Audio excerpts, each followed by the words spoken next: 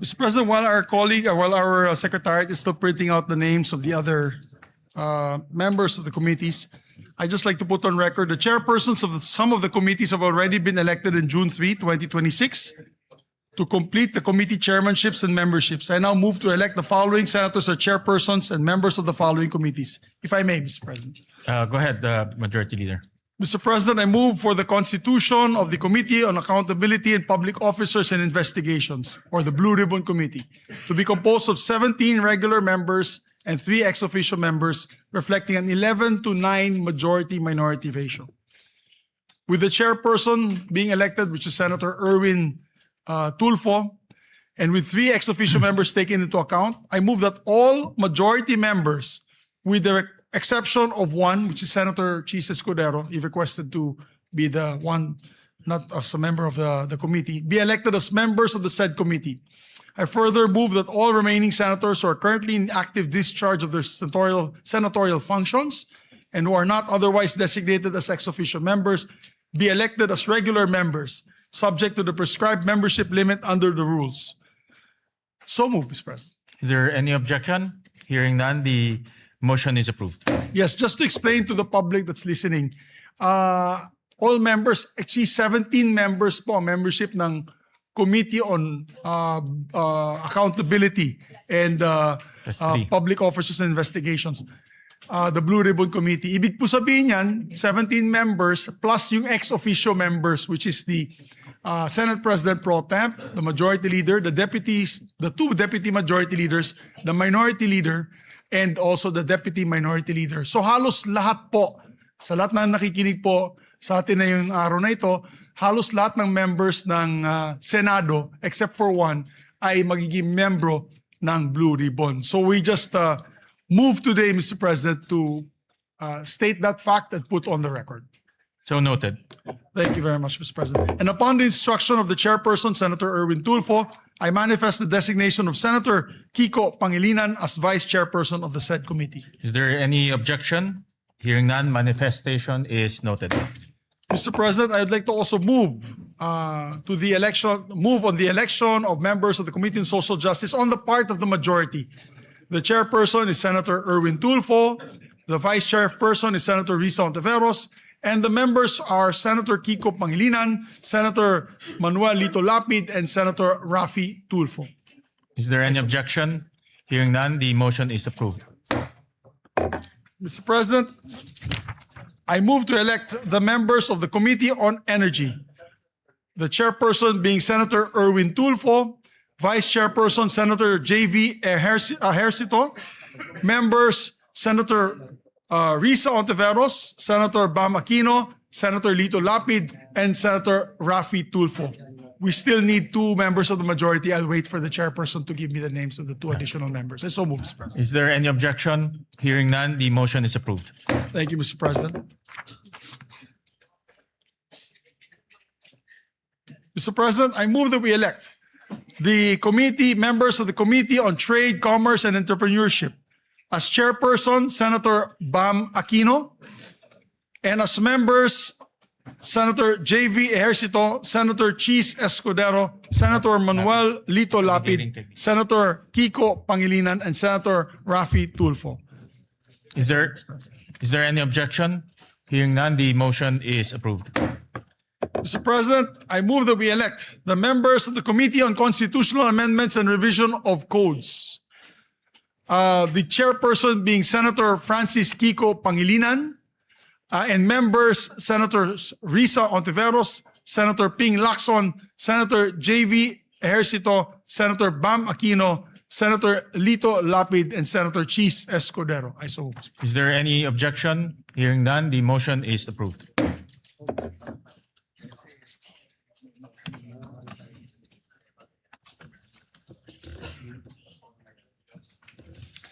May I ask for a minute suspension, Mr. President? 1 minute suspension.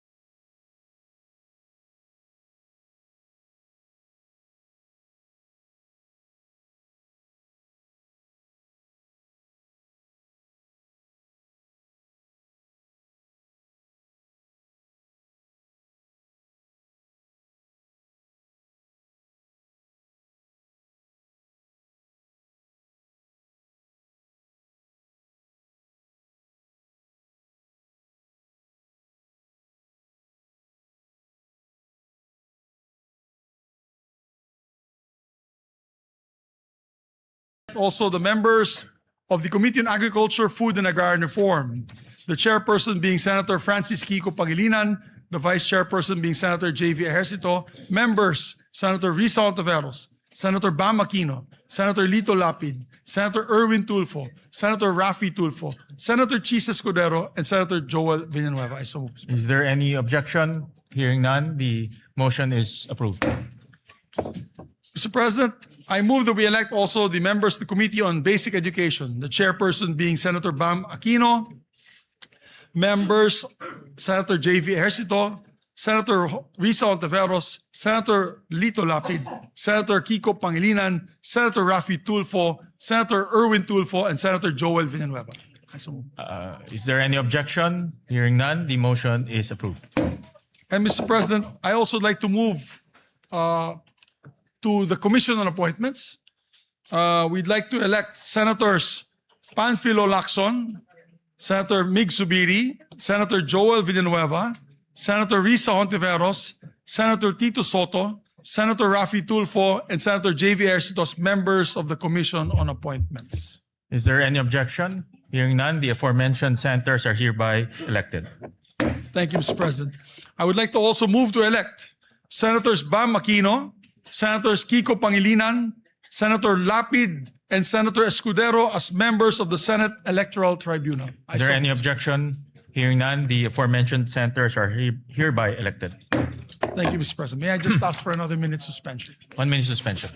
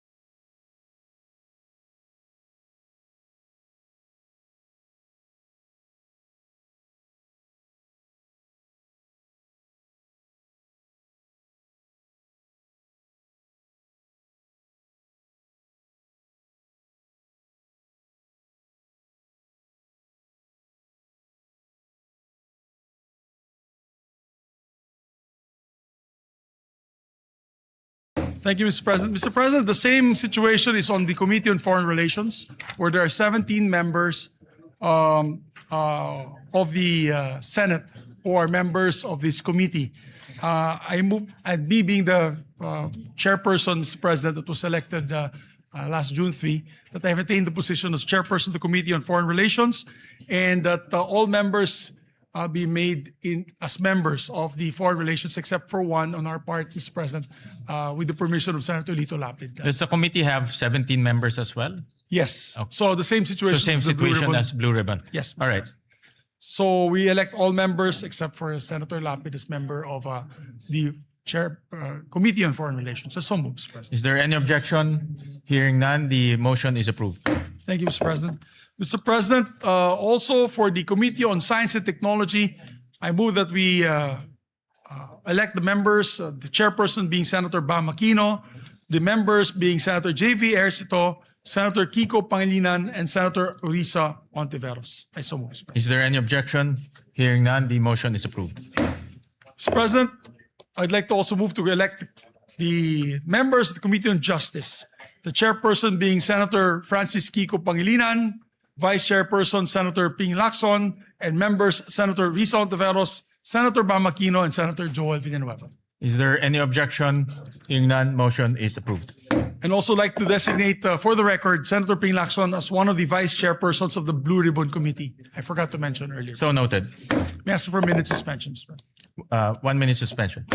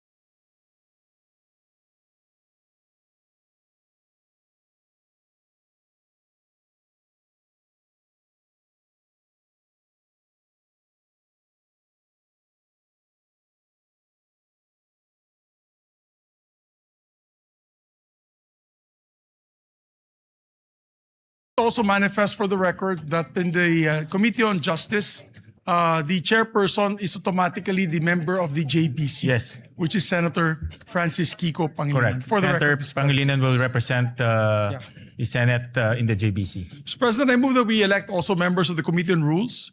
Mr. President, I move that we elect Senator J.V. Ejercito, Senator Ping Lacson, Senator Kiko Pangilinan, Senator Erwin Tulfo, and Senator Joel Villanueva as members of the Rules Committee. Mr. Is President. there any objection? Hearing none, the motion is approved. Thank you, Mr. President. Mr. President, we'd like to also elect the members of the Committee on Health and Demography, Mr. President. For the record, the chairperson is Senator Risa Ontiveros, Vice Chairperson Senator J.V. Ejercito, and the members, part of the majority, Senators Bam Aquino, Senators Kiko Pangilinan, Senators Raffy Tulfo, Senator Erwin Tulfo, and Senator Ping Lacson. Is there any objection? Hearing none, motion is approved.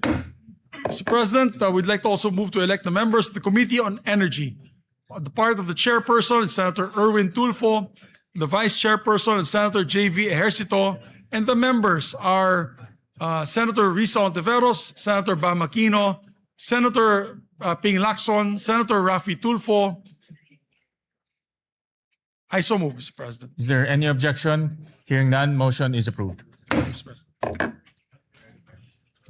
Mr. President, we'd like to also put on record the members of the Committee on Finance, Mr. President. Of course, the Committee on Finance is headed by the chairperson, Senator J.V. Ejercito. And with respect to the committee, each committee is composed of 20 members. So I move that all senators, with the exception of the Senate President and those serving in an ex officio capacity, be elected and designated as regular members of both committees. I so move, Mr. President. Is there any objection? Hearing none, the motion is approved.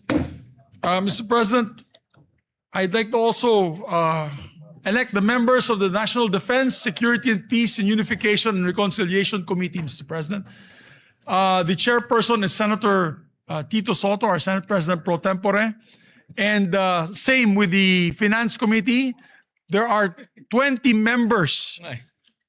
So I move that all senators, with the exception of the Senate President, those serving in an ex officio capacity, be elected and designated as members of the National Defense Committee. I so move, Mr. President. Is there any objection? Hearing none, motion is approved. There's a request of course, there's a request by our chairperson that Senator Ejercito, J.V. Ejercito, and Senator Lacson be elected as the vice chairperson of the said committee. So noted. Mr. President, I move that we elect the members of the Women and Children Committee, Committee on Women and Children. The chairperson, of course, is Senator Risa Ontiveros. The vice chairperson is Senator J.V. Ejercito.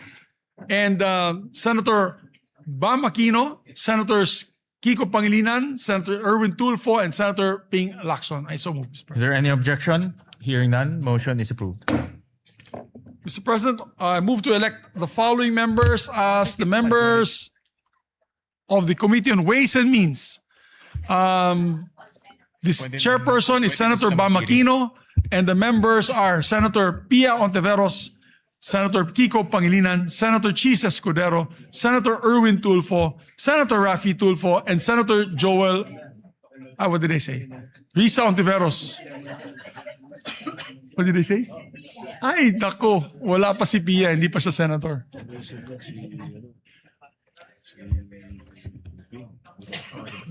Senator Pia. Okay, my apologies, Mr. President. My apologies. The chairperson of the Ways and Means Committee is Senator Ping Lacson, Mr. President. And vice chair will be Senator Bam Aquino, Senator Risa Ontiveros, Senator Kiko Pangilinan, Senator Francis Escudero, Senator Erwin Tulfo, Senator Raffy Tulfo, and Senator Joel Villanueva. So moved. Is there any objection? Hearing none, motion is carried. May I ask for another minute suspension? Session suspended.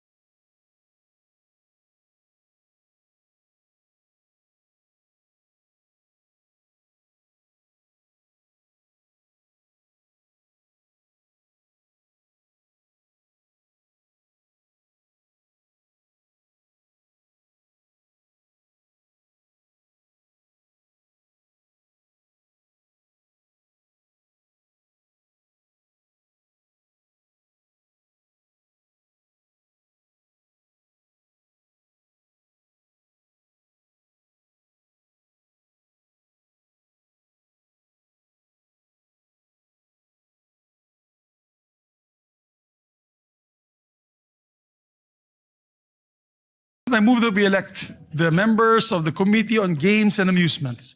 The chairperson, of course, is Senator Lito Lapid. The vice chair is Senator Raffy Tulfo. The members are Senator Chis Escudero, Senator Panfilo Lacson, Senator Erwin Tulfo, and Senator Joel Villanueva. So moved. Is there any objection?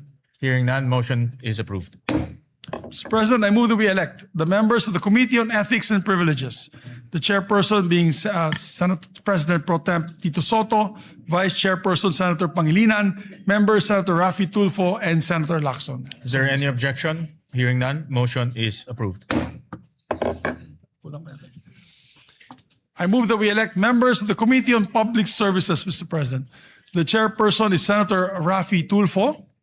The vice chairperson, Senator J.V. Ejercito, and vice chairperson, Senator Bam Aquino.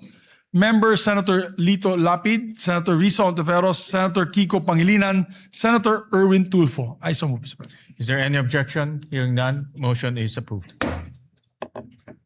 Mr. President, I move that we elect the members of the Committee on Local Government.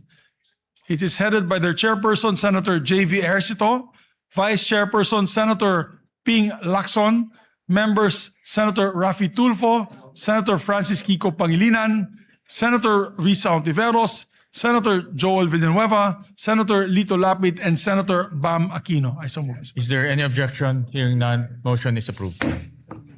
Thank you, Mr. President.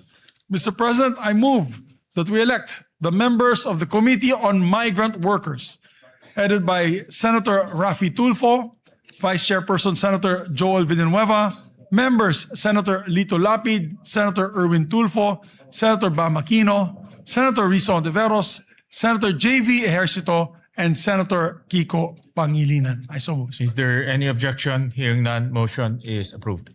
May I ask for a minute suspension once again. Session suspended.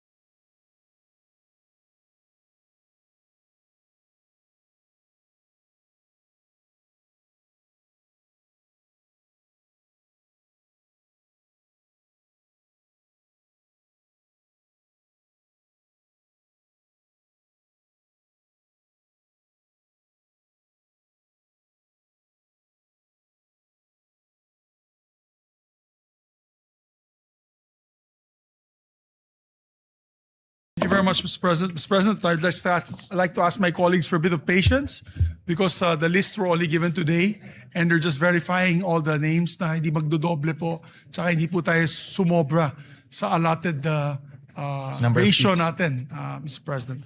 So, and I'd just like to reiterate the election of the JBC representatives pursuant to Article 8, Section 8 of the Constitution. I move to elect Senator Francis Pangilinan as the Senate representative to the Judicial and Bar Council. Vice Sen. Rodante Marcoleta. I so move, Mr. President. Is there any objection? Hearing none, Senator Francis Pangilinan is hereby elected to the JBC. Mr. President, I move that we elect, or rather, I move that we retain Senator Joel Villanueva as chairperson of the Committee on Higher Education. And his vice chairman will be Senator Ejercito, members Senator Bamakino, Senator Kiko Pangilinan, Senator Raffy Tulfo, and Senator Escudero. I so move, Mr. President. Is there any objection? Hearing none, motion is approved. And I'd like to make a correction. In the Committee on Games, it's not Senator Raffy Tulfo who's the vice chairperson. It is Senator Erwin Tulfo. So noted. My apologies to the chairperson. As regards to the CA membership, Mr. President, for the record, that this representation and that of Senator Soto are vice. We replace Senators Lito Lapid and Senator Mark Villar respectively for the record, Mr. President. Yeah. So noted. Mr. President, we'd like to also elect the members of the Committee on Labor. Chairperson, Senator Joel Villanueva. Vice Chairperson, Senator J.V. Ejercito. And members, Senator Raffy Tulfo, Senator Erwin Tulfo, Senator Bam Aquino, Senator Risa Ontiveros, Senator Pangilinan, and Senator Escudero, Mr. President. Is there any objection? Hearing none, motion is approved. And Mr. President, I move to formally elect as well my deputy majority floor leaders. We'd like to elect and move to elect Senators J.V. Ejercito as my senior deputy majority leader, who one day in the near future will become the majority leader, I hope, after his job in the Finance Committee, and this representation will just retire. We'd like to also elect, Mr. President, our former majority leader, Senator Joel Villanueva, as deputy majority floor leader. Is there any objection? Hearing none, motion is approved. Thank you very much, Mr. President. May I ask for another minute suspension? Session suspended.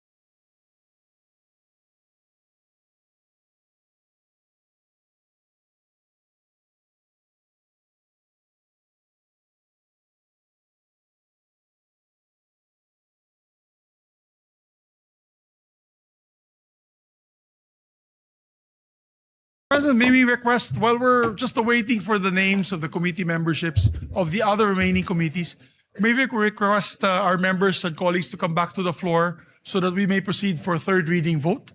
And then the adoption of the resolution on Mindanao that will be authored by Senator Joel Villanueva. So may we just ask our members to please proceed to the plenary for a third reading. Fine.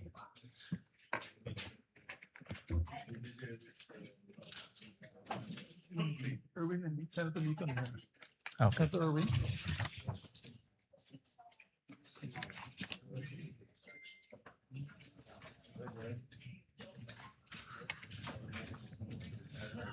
So, Mr. President, I move that we consider on third reading several bills printed copies of which have been electronically distributed to the senators on May 25 and May 26, 2026, in compliance with the 3-day rule of the Constitution.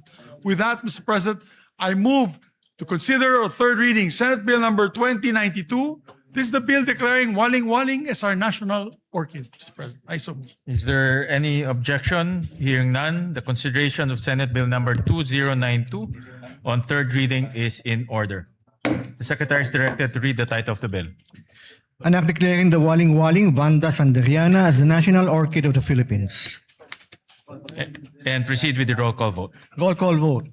Senator Aquino, Senator Cayetano Alan, Senator Cayetano Pia, Senator De La Rosa, Senator Ejercito, Senator Escudero, Senator Estrada, Senator Go, Senator Ontiveros, Senator Lacson, Senator Lapid, Senator Legarda, Senator Marcoleta, Senator Marcos, Senator Padilla, Senator Pangilinan, Senator Soto, Senator Tulfo Erwin, Senator Tulfo Rafi, Senator Villanueva, Senator Villar Camil, Senator Villar Mark, Senator Zubiri, Yes. Senate President Gatchalian. Yes. With 13 affirmative votes, 0 negative votes, 0 abstention, SB number 2092 is approved on third reading. Thank you, Mr. President. Mr. President, I move to consider third reading House Bill number 6639. This is the bill granting Philippine citizenship to Benny Boatwright III. I so move. Is there any objection? Consideration of House Bill number 6639 on third reading is in order. The Secretary is directed. And before we proceed with the voting, Mr. President, I would just like to put on record, they were here 3 days straight in the last, before we ended the session, and I think they're back onto training. So I think it's okay that we elect them in absentia because they deserve it, Mr. President. They were here 3 days before we ended session. Correct. In fairness to them, they were here present Yes, physically both- for 3 both, days. members, it's not both, their fault that their citizenship was not considered last time. And I understand that they're now undergoing training Yes. and representing the country. Yes. Senator Kiko Pangilinan is recognized. That is correct, Mr. President. They were here, a sponsor of the measure. They were here every day and witnessed the proceedings or the lack of proceedings. But then we will make arrangements, Mr. President, that when we convene for the SONA, or perhaps that week of the SONA, that they come and visit us here in plenary, Mr. President. Both Benny Boatwright and Matt Ramos, Mr. President. We take note of that. So we move to So, proceed with the roll yeah. call vote, Mr. President. The Secretary is directed to read the title of the bill and proceed with the roll call vote. An act granting Philippine citizenship to Benny Francois Boatwright III.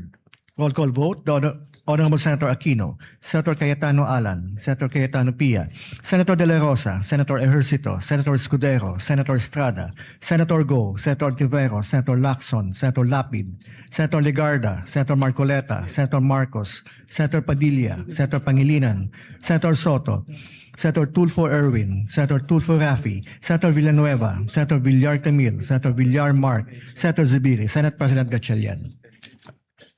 With 13 affirmative votes, 0 negative votes, 0 abstentions, House Bill number 6639 is approved on third reading. Thank you, Mr. President. Mr. President, move to consider as well for third reading vote House Bill number 6644, the bill granting Philippine citizenship to Matthew James Ramos. I so move, Mr. President. Is there any objection? Hearing none, consideration of House Bill number 6644 on third reading is in order. The Secretary is directed to read the title of the bill and proceed with the roll call vote. An act granting Philippine citizenship to Matthew James Ramos. Roll call vote. Senator Aquino, Senator Cayetano Alan, Senator Cayetano Pia, Senator De La Rosa, Senator Ejercito, Senator Escudero, Senator Estrada, Senator Go, Senator Ontiveros, Senator Lacson, Senator Lapid, Senator Legarda, Senator Marcoleta, Senator Marcos, Senator Padilla, Senator Pangilinan, Senator Soto, Senator Tulfo Erwin, Senator Tulfo Rafi, Senator Villanueva, Senator Villar Camil, Senator Villar Mark, Senator Zubiri, Senate President Gatchalian. Yes. With 13 affirmative votes, 0 negative votes, 0 abstentions, House Bill number 6644 is approved on third reading. Thank you very much, Mr. President. Congratulations to the authors and sponsors of the three measures. Mr. President, I move that we dispense with the reading of the journals of the 68th and 69th session, May 26 and June 3, 2026, and consider the same as approved. Is there any objection? Hearing none, the motion is approved. Mr. President, now we take up a very important measure that our dear colleague, distinguished former majority leader, had filed. I move that we consider proposed Senate Resolution number 447, and this is a resolution urging adequate funding for Mindanao earthquake relief and rehabilitation. I so move, Mr. President. Is there any objection? Hearing none, the motion is approved. Mr. President, I move that we recognize a distinguished former majority floor leader, our deputy majority floor leader, no other than our distinguished colleague from Bulacan, Senator Joel Villanueva. We recognize the distinguished gentleman from Bulacan. Thank you very Senator much, Villanueva. Mr. President, our distinguished majority leader. Mr. President, distinguished colleagues, it is an honor to rise before this august chamber to sponsor proposed Senate Resolution number 447, urging the national government to ensure adequate funding and resources for the relief, rehabilitation, reconstruction, and recovery of communities devastated by the recent earthquake in Mindanao. Ginoong Pangulo, ang usapin po natin ngayon ay hindi lamang tungkol sa pondo.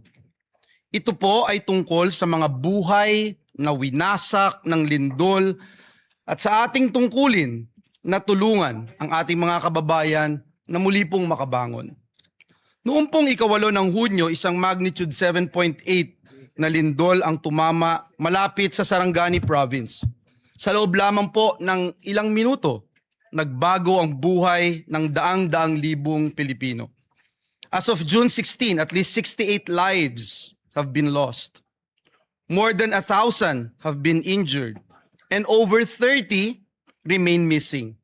Mahigit 1 milyong individual o higit 330,000 families ang naapektuhan, habang halos 19,000 pa rin ang nananatili sa evacuation centers. Ngunit higit pa po sa mga numerong ito ay ang mga kwento ng ating mga kababayan, mga pamilyang nawalan ng tahanan, mga batang hindi makapasok sa paaralan, mga manggagawa, mga magsasaka, mga mangingisda na nawalan ng kabuhayan at mga pamilyang nagdadalamhati sa pagkawala ng kanilang mahal sa buhay. Mr. President, Mindanao is a pillar of our national economy. Ito po ay mahalagang pinagmumulan ng pagkain, produktong agrikultura at yamang dagat. Kapag naapektuhan po ang Mindanao, nararamdaman po ito ng ating buong bansa. Initial assessments estimate at least 1.13 billion pesos in damage to public and private infrastructure. And that figure is expected to rise, Mr. President, as assessments continue.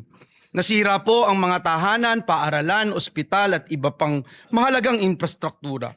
Ngunit ang mas malaki pong hamon ay ang muling pagtatayo ng mga komunidad at pagbibigay ng bagong pag-asa sa ating mga kababayan. Kaya Ginoong Pangulo, sa pagkakataong ito, nais po nating makita, nais natin din pong kilalanin, lalo na ang ating mga rescue workers, health workers, uniformed personnel, volunteers, local officials at humanitarian organizations na wala pong sawang tumutulong sa mga nasalanta. Ngunit alam po natin, Ginoong Pangulo, alam natin na hindi po sapat ang bayanihan lamang. Heroism saves lives, but resources rebuild communities. Compassion comforts victims, but funding restores livelihoods. Kaya po kinakailangan nating tiyakin na ang lahat ng magagamit na pondo at suporta ng ating pamahalaan ay agad-agad na mapakilos upang mapabilis ang relief, rehabilitation, reconstruction at pagpapanumbalik ng kabuhayan sa mga apektadong lugar. Ginoong Pangulo, sa panahon po ng sakuna, nasusukat hindi lamang po ang tibay ng ating mga infrastruktura, kundi ang tibay ng ating pagkakaisa bilang isang bansa. Ngayon ang panahon upang patunayan na walang Pilipinong maiiwan. And for these reasons, Mr. President, I respectfully seek the support of our esteemed colleagues, for the immediate passage, immediate adoption of this resolution. Marami pong salamat at pagpalain tayong lahat ng ating Panginoong Diyos. Senator Erwin Tulfo is recognized, then Senator Kiko Pangilinan. May we recognize as well Senator JV Ejercito to And sponsor. Senator, we And then recognize, after which, sorry. yeah, I we just- recognize Senator JV first for his Yes, I have the co-sponsorship. list. It's the Senator JV Ejercito, Mr. President. After that, Senator Kiko Pangilinan and Senator Erwin Tulfo. And Senator Raffy Tulfo after. So we first recognize Senator JV Ejercito. Thank you, Mr. President. Ginang Pangulo, mga kasamahan sa Senado at sa mga kababayan natin sa Mindanao, magandang umaga po. I rise today to co-sponsor proposed Senate Resolution number 447, a resolution urging the national government to take all necessary measures to ensure the availability of adequate funding and resources for the relief, rehabilitation, reconstruction, and recovery of communities affected by the recent devastating earthquake in Mindanao. Through the resolution, the Senate joins the nation in mourning and honoring the lives lost during the devastating earthquake that hit our brothers and sisters in Mindanao, particularly the province of Sarangani, South Cotabato, Davao Occidental, and Davao del Sur. 68 deaths were reported by the National Disaster Risk Reduction and Management Council, while 33 remain missing according to the latest reports made by the NDRRMC last Tuesday. Mr. President, ang mga buhay pong ito ay hindi numero lamang. These are lives and futures that were abruptly cut short by this disaster. Ang bawat isa sa kanila ay may pangalan, mayroong kwento, mayroong pangarap, at may mga mahal sa buhay na naiwan. Sila ay mga anak, asawa, kapatid, kaibigan, at mga mahal nating mga kababayan. Nakapanlulumo po ang mga larawan at video na nakita natin online. Ano pa kaya ang aktwal na pakiramdam at sitwasyon na dinadanas ng ating mga kababayan? Bilang magulang, nakakatakot isipin na malagay sa kaparehong sitwasyon ang aking mga anak. Nakita natin ang mga mag-aaral at mga guro na napuno ng takot habang niyayanig ng lindol ang kanilang paaralan. Nakita natin ang ilan nating kababayan na wala nang magawa kung hindi tignan na lamang ang pagguho ng magusali at negosyo na kanilang pinagtrabahuhan at ipinundar. Bukod sa mga buhay na nasayang, maraming bahay ang nasira at maraming kabuhayan ang naapektuhan at nawala. Mr. President, this tragedy is a painful reminder that the country is so vulnerable to disasters and calamities, and that we have so much work to do in terms of disaster preparedness. Lalo na nating nakita ang kahalagan ng matatag na infrastruktura at sistema ng pagpaplano sa pagsasaayos ng ating mga komunidad. Resilience should not just be expected from our constituents, but should mean that our infrastructure systems and responses can withstand the wrath of nature. Sa ilalim ng liderato ni Senate President Win Gatchalian, mabilis na nakapag-abot ng paunang tulong ang Senado sa mapektadong komunidad. Subalit alam natin na hindi matatawaran ng kahit anong ayuda, donasyon o anumang halaga ang mga buhay na nawala at ang sakit ng trahedya na dinaranas ng mga naiwang pamilya. Kaya naman, nakikisa ko sa panawagan na sa pamamagitan ng Senate Resolution na ito ay tiyakin ng ating pamahalaan ang agaran at pangmatagalang suporta para sa rehabilitasyon at pagbangon ng Mindanao.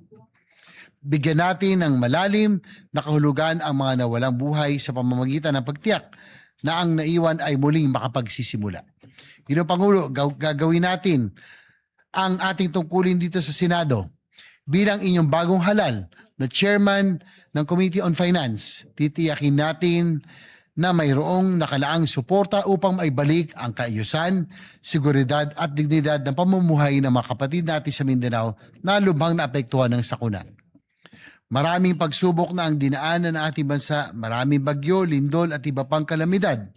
At pandemya ang sumubok sa tibay ng sambayanang Pilipino. Sa mga panahong mahirap para sa ating mga kababayan, ang pagbangon, ipakita natin na mayroon silang maasahan na gobyerno at mga namumuno. Lubos po tayo nakikiramay sa mga pamilyang nawalan at nakikisa tayo sa buong Mindanao sa panahong ito ng pagdadalamhati at pagbangon Mindanao. Maraming salamat po. Maraming salamat, Senator JV. We recognize Senator Erwin Kiko Pangilinan.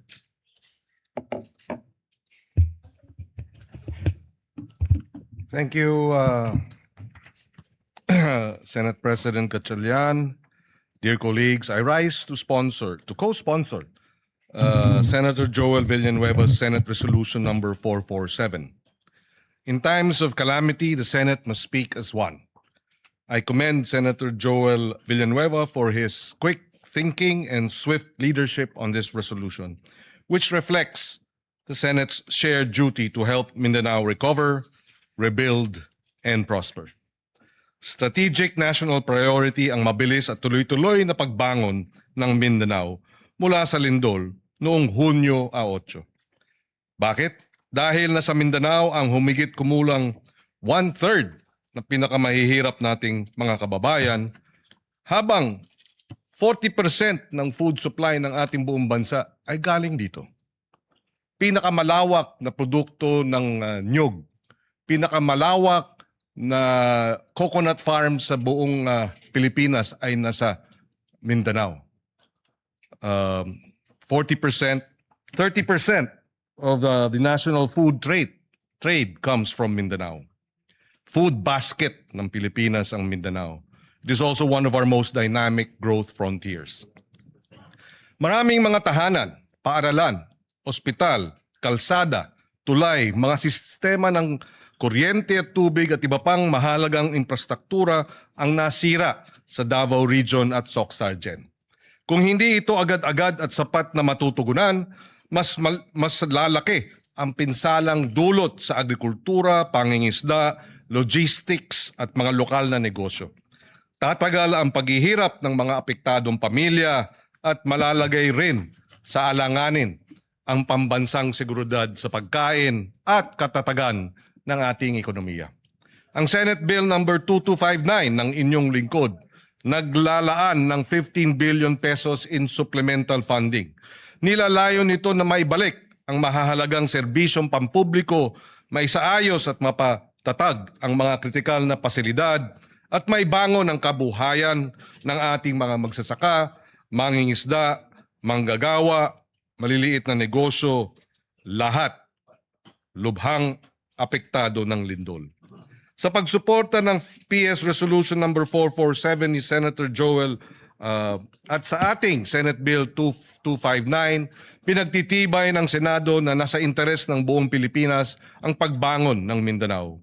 Dahil pagprotekta ito sa ating sistema ng pagkain, pangangalaga sa mga trabaho at pagpapatatag at pagpapabagsak o baba ng presyo ng mga bilihin. Sa sama-sama nating pagkilos, bubuo tayo ng isang Mindanao na mas matatag, mas ligtas, at mas handa, gayon din ng buong bansa. Kaysa natin ang ating mga kababayan sa Mindanao at hindi natin iiwan ang mga kababayan natin dito. Maraming salamat. And again, maraming salamat kay Senator Joel for sponsoring this measure. We recognize the gentleman from Palawan, Senator Erwin Tulfo. Thank you, Mr. President.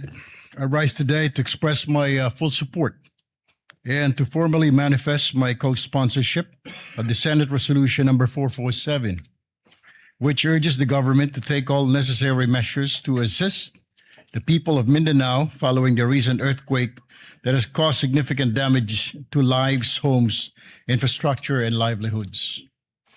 In times of calamity, it is our duty as public servants to ensure that affected communities receive immediate, adequate assistance. The earthquake has brought hardship and uncertainty to many families, underscoring the need for a swift, coordinated, and comprehensive response from all concerned agencies. Through this resolution, we reaffirm our commitment to mobilizing relief efforts, providing emergency assistance, restoring essential services, and supporting the long-term recovery and rehabilitation affected areas. We also recognize the resilience of the people of Mindanao and stand in solidarity with them as they rebuild their communities. It is imperative that the national government, together with local government units and relevant stakeholders, work closely to address the urgent needs of those affected and to strengthen disaster preparedness and response mechanism to mitigate the impact of future calamities. Ginong Pangulo at mga kasamahan, Ito po yung sinasabi ko noon pa at paulit-ulit ko na sinasabi. Isantabi po natin ang ating mga personal or group interest. Alang-alang po sa mas nakakarami sa atin. We commend Senator Joel Villanueva for coming in today to file this resolution for the victims of the Mindanao quake. Thank you, Senator Joel Villanueva, for this resolution. For this reason, I wholeheartedly support and co-sponsor Senate Resolution number 447, Mr. President, and urge its immediate adoption. Thank you and good morning. Any more, Majority Leader? Any more, Senator Raffy? Yeah. While waiting for Senator Raffy, let me commend the resolution filed by Senator Joel Villanueva, PS Resolution 447. Ito po ay napapanahon dahil po yung naranasan ng Mindanao, particularly Sarangani and Jensan, ay isa sa pinakamalakas na lindol na naranasan po ng ating bansa. At marami pong infrastruktura na nasira doon. Nakita ho namin ni Senator Erwin, Senator JV at Senator Migs. At marami rin pong nasawi na buhay at kami po ay nakikiramay at nakikiisa po sa mga kababayan ho natin sa Jensan, Sarangani at sa lahat pong ng lugar na tinamaan po ng lindol. At kaya po nagbibigay pugay ho kami kay Senator Joel dahil ito pong resolusyon ay nagdedirekta ng mabilis na action at mabilis po na pag-release ng pondo para po makatulong po sa mga kababayan natin sa Mindanao. With that, we recognize Senator Raffy Tulfo. Mr. President, colleagues, I rise today to express my strong support for Senator Joel Villanueva, Senate Resolution 447 and 452 concerning the recent 7.8 earthquakes which struck Mindanao last June 8, 2026. Hindi basta numero mga biktima ng lindol o anumang kalamidad. Sila po ay mga pamilyang nawala ng mga mahal sa buhay, tahanan at kabuhayan. The people of Mindanao have shown remarkable resilience in the face of adversity. Ngunit hindi sapat ang katatagan lamang. Hindi natin maaaring iasa sa tibay ng loob ng ating mga kababayan ang kanilang pagbangon. Kailangan nila ang agarang tulong at buong suporta ng pamahalaan upang muling maitayo ang kanilang mga buhay at komunidad. These resolutions recognize the urgent need to assess the full extent of the damage, ensure the relief and rehabilitation efforts are delivered efficiently, and identify measures that will strengthen the preparedness of our community against future disasters. Kasabay po nito, kinikilala natin rin ang kabayanihan ng ating mga rescue workers, medical teams at frontliners na nagbuwis ng oras at lakas upang pangunahan ang ating recovery efforts. For these reasons, I express my support, again, for Senate Resolution 447 and 452 and urge my colleagues to continue working together to ensure that the affected communities receive the assistance, rehabilitation, and protection that they deserve. May we continue to pray for their rehabilitation and for the continued safety of all our kababayans. Maraming salamat po, Mr. President. Thank you. Thank you very much for the co-sponsorship speech. Majority Leader, any more Thank you very much, Mr. co-sponsorship? President. With that, no other members wish to sponsor the measure. I move that all members present be made co-sponsors, Mr. President. Is there any objection? Hearing none, motion is approved and all senators are made co-sponsors of this bill. Yes, Mr. President. Those are present today. Mr. President, I move that we adopt proposed Senate Resolution number 447. I so move, Mr. Is President. there any objection?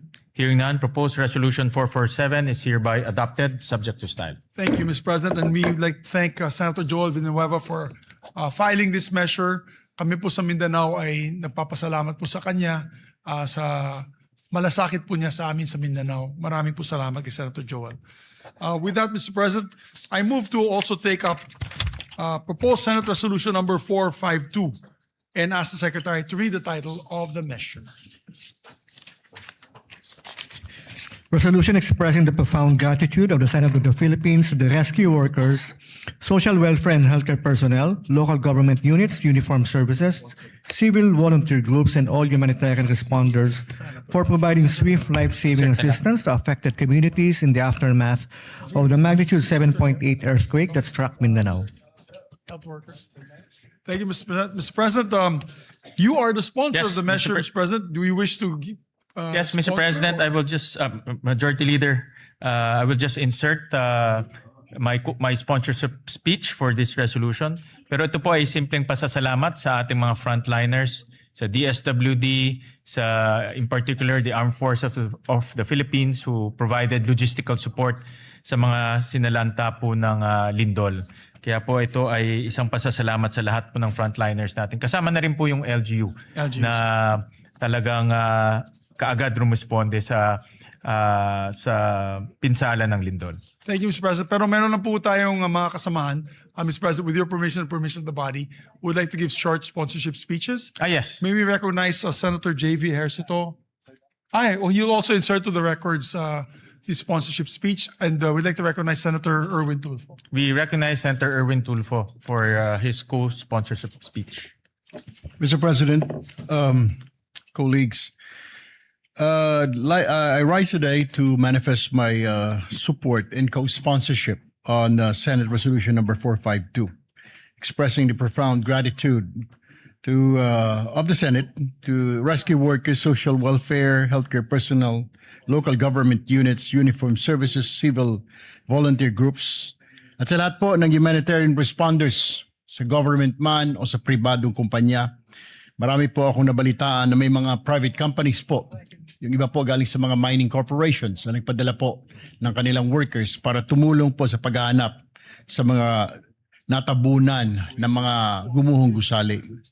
Therefore, Mr. President, this resolution would like to express my support to thank all those involved, including the local government units who were there at the very first instance, the first responders to go around to check their constituents. Maraming salamat po sa inyo. Thank you, Mr. President. Yeah, muli, nagpapasalamat ho kami sa ngalan po ng Senado. Nagpapasalamat ho kami sa ating mga rescue workers, social welfare and healthcare personnel, local government units, uniform services, kasama na po ang Armed Forces of the Philippines, civil volunteer groups, and all humanitarian responders. Maraming salamat po. Yes, maraming salamat po, Mr. President. Some, of course, special mention po yung Red Cross, Philippine yes. Red Cross, kung saan Of po course. tayo ay membro bilang governors, Board of Governors of the Philippine Red Na Cross. pinangungunahan po ni And, Chairman Dick Gordon. Chairman Dick Gordon for his speedy action, always ready, always there, always first, always ready, always there, na Red Cross, headed by Senator Dick Gordon. We'd like to thank them.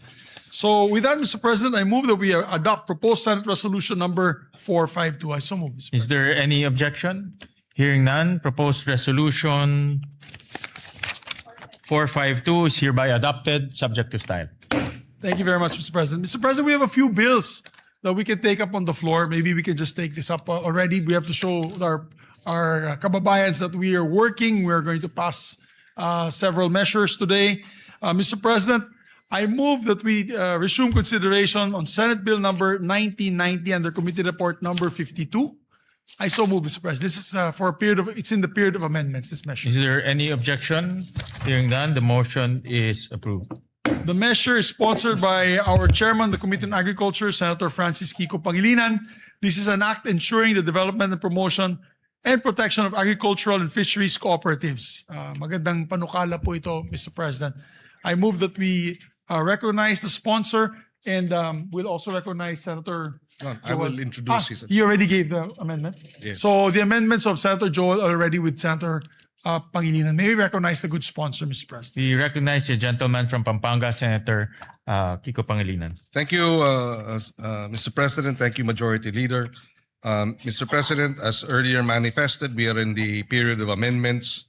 Only Senator Joel Villanueva has introduced amendments, and therefore we can proceed on Section 11, other benefits and privileges of agriculture co-ops. This is on page 9. Between lines 9 and 10, we insert the following proviso. provided that the continued enjoyment of tax and fiscal incentives shall be subject to compliance with the assessment and rating system established under Section 21 of this Act, including standards on governance, financial transparency, member benefit distribution, and actual productive agriculture activity. So moved, Mr. President. Is there any objection? Hearing none, amendment is carried. Thank you, Mr. President. Another amendment of Senator Villanueva is Section 14, creation of the Bureau of Agriculture Cooperatives. On page 11, lines 22 and 23, delete the proviso and replace it with the following. Provided that the department shall, in coordination with the CDA and concerned local government units and subject to budgetary availability and applicable laws, establish a needs-based staffing framework for cooperative development officers based on agriculture population, geographic need, cooperative density, and other relevant development indicators, with priority given to the underserved and strategically significant agriculture areas. And therefore, the second paragraph of Section 14 will now read, it shall be a line bureau and headed by a bureau director. Its organizational and staffing pattern shall be determined by the department in consultation with the Department of Budget and Management, provided that the department shall, in coordination with the CDA and concerned local government units and subject to budgetary availability and applicable laws, establish a needs-based staffing framework for co-op development officers based on agri population, geographic needs, cooperative density, and other relevant development indicators with priority given to underserved and strategically significant agriculture areas. I so move, Mr. Is President. there any objection? Hearing none, amendment is approved. Thank you, Mr. President. We proceed to Section 15, Powers and Functions of the Bureau of Agriculture Co-ops.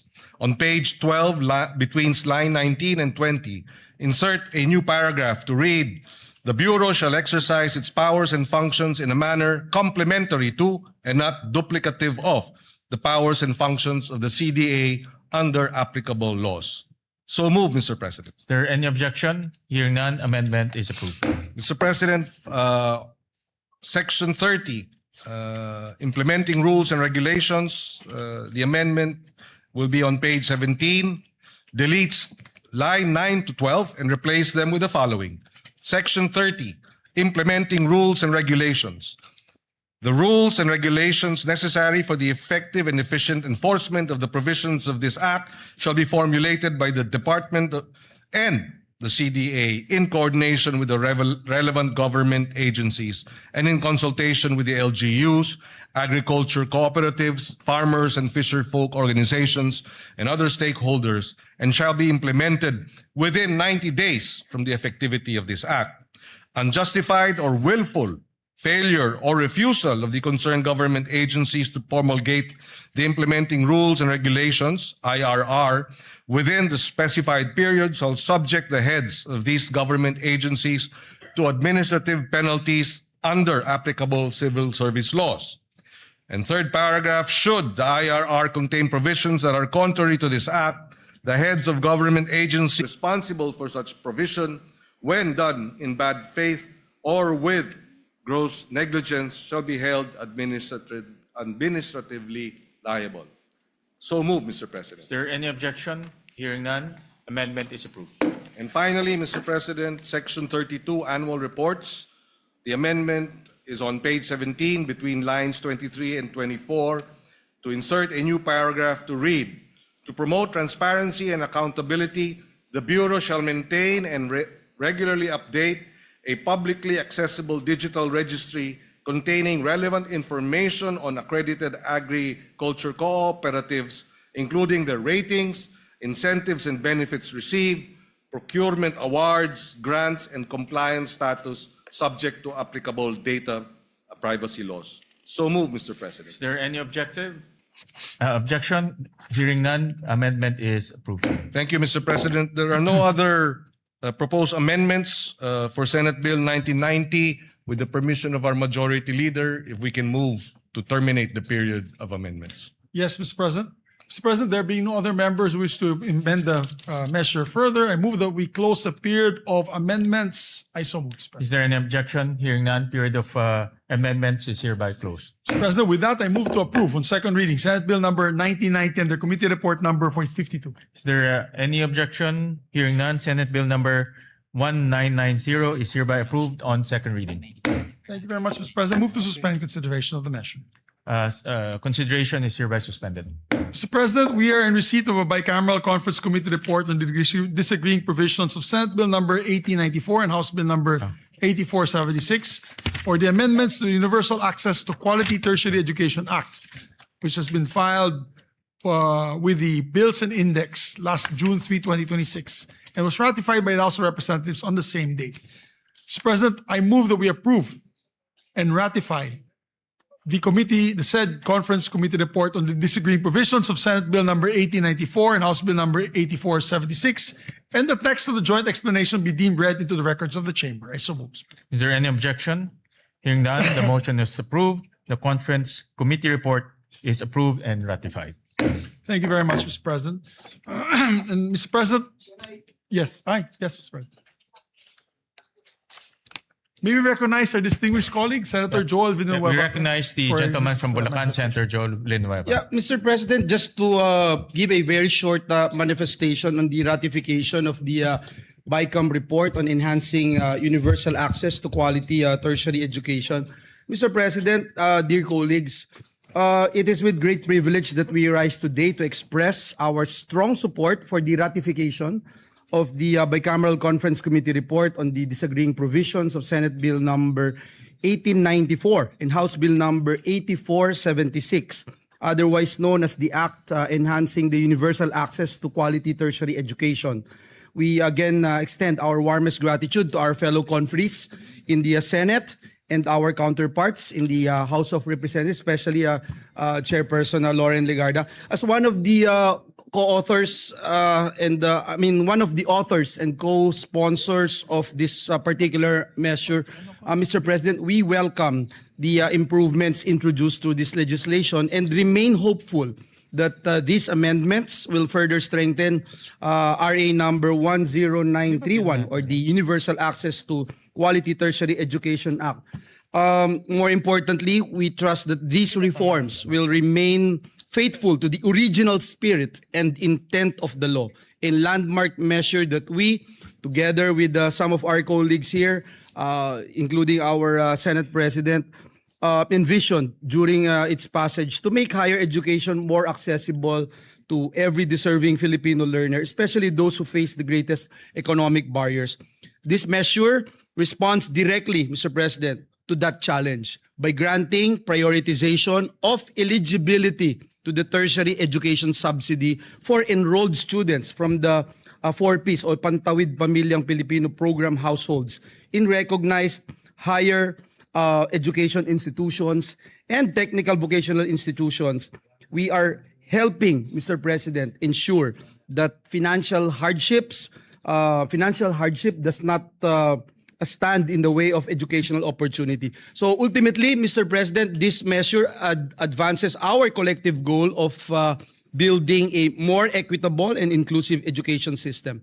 It strengthens the country's commitment to supporting learners not only in gaining access to tertiary education, but also in successfully completing it and realizing their full potential. Again, Mr. President, for these reasons, we wholeheartedly support the ratification of this BICAM report. Maraming salamat, Ginoong Pangulo. At, Thank you, Senator Joel Villanueva.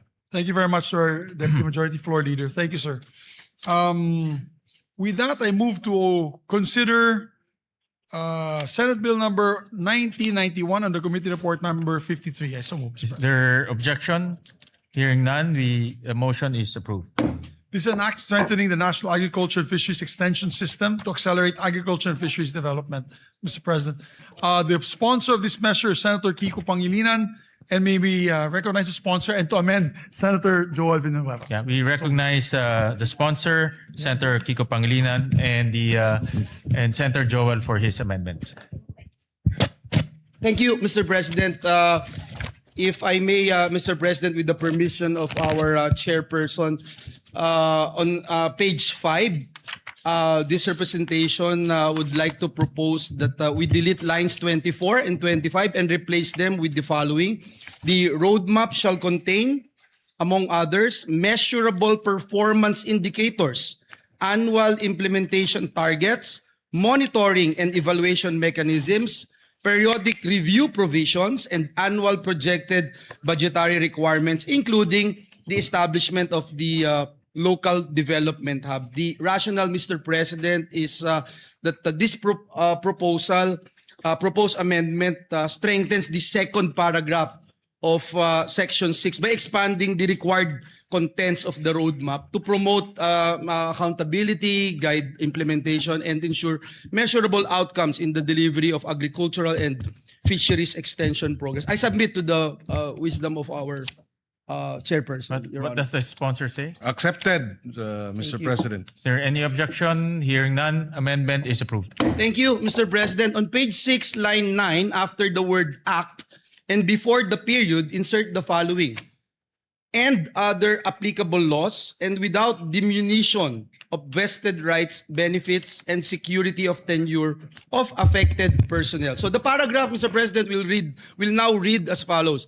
The Secretary is also authorized to reorganize the department's internal offices to determine if existing ones, in the interest of economy and efficiency, need to be integrated into the establishment of the BAX, subject to the provisions of Republic Act number 12231 or the Government Optimization Act and other applicable laws, and without diminution of vested rights, benefits, and security of tenure of affected personnel. I so move, Mr. President, if it is acceptable to our What dear does the colleagues. sponsor say?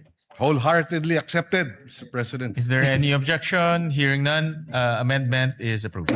Thank you, Mr. President. Mr. President, on page 7, between lines 10 and 11, insert a new paragraph. The Technical Education and Skills Development Authority, or TESDA, shall assist the BAEX in the development and implementation of technical, vocational, competency-based, and certification programs for AEWs, farmers, and fisherfolk, consistent with its mandate and subject to existing laws, rules, and regulations. I so move, Mr. President. Is there any objection? What does the sponsor say? If it is accepted. Yes, being the test naman, Mr. President, we accept fully and wholeheartedly this amendment. Any objection? Hearing none, the amendment is approved. Thank you again, Mr. President, to our sponsor. On page 10, line 14, after the period, insert the following sentence. For this purpose, the BAEX shall submit to the COCAFAM an annual report on the implementation of this act, including fund utilization, performance outcomes, progress in achieving the targets under the roadmap, and key implementation challenges. I submit to the wisdom of the chairperson. What does the sponsor say? Accepted, Mr. President. Thank you again, Mr. Any objection? Hearing none, amendment is approved. Mr. President, last but not the least, on page 10, delete lines 15 to 21 and replace them with the following. Section 19, implementing rules and regulations. The rules and regulations necessary for the effective and efficient enforcement of the provisions of this act shall be formulated by the department in coordination with the CHED, relevant national government agencies, LGUs, SUCs, and private sector, the private sector, farmers and fisherfolk organizations, civil society organizations, and other stakeholders, and shall be implemented within 90 days from the effectivity of this act. The IRR shall include, among others, the phased implementation of the transition from the ATI to the BAEX, personal transition mechanisms, asset and resource transfer procedures, institutional coordination protocols, qualification standards, and safeguards to ensure the uninterrupted delivery of agricultural and fisheries extension services. Unjustified or willful failure or refusal of the concerned agencies to promulgate the implementing rules and regulations, IRR, within the specified period shall subject the heads of these government agencies to administrative penalties under applicable civil service laws. Should the IRR contain provisions that are contrary to this act, the head of the government agencies responsible for such provision, when done in bad faith or with gross negligence, shall be held administratively liable. I submit, Mr. What President. does the sponsor say? Accepted, Mr. President. Any objection? Hearing none, amendment is carried. Thank you very much, Mr. President.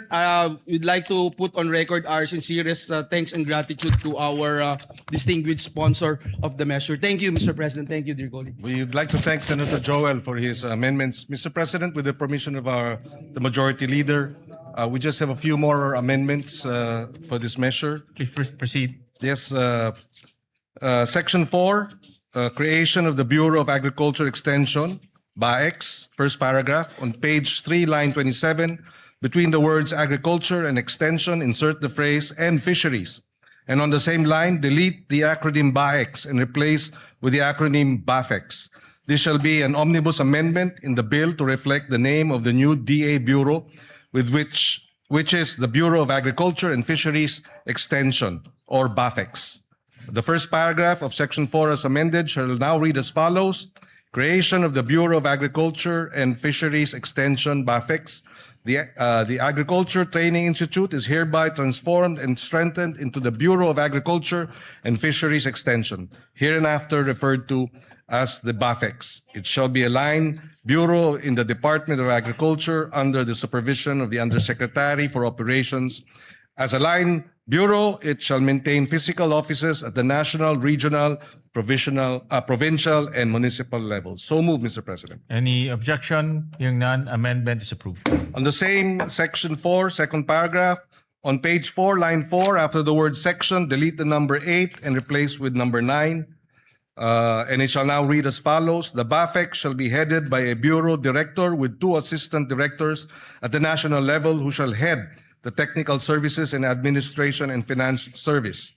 Technical service and administration and finance service, respectively.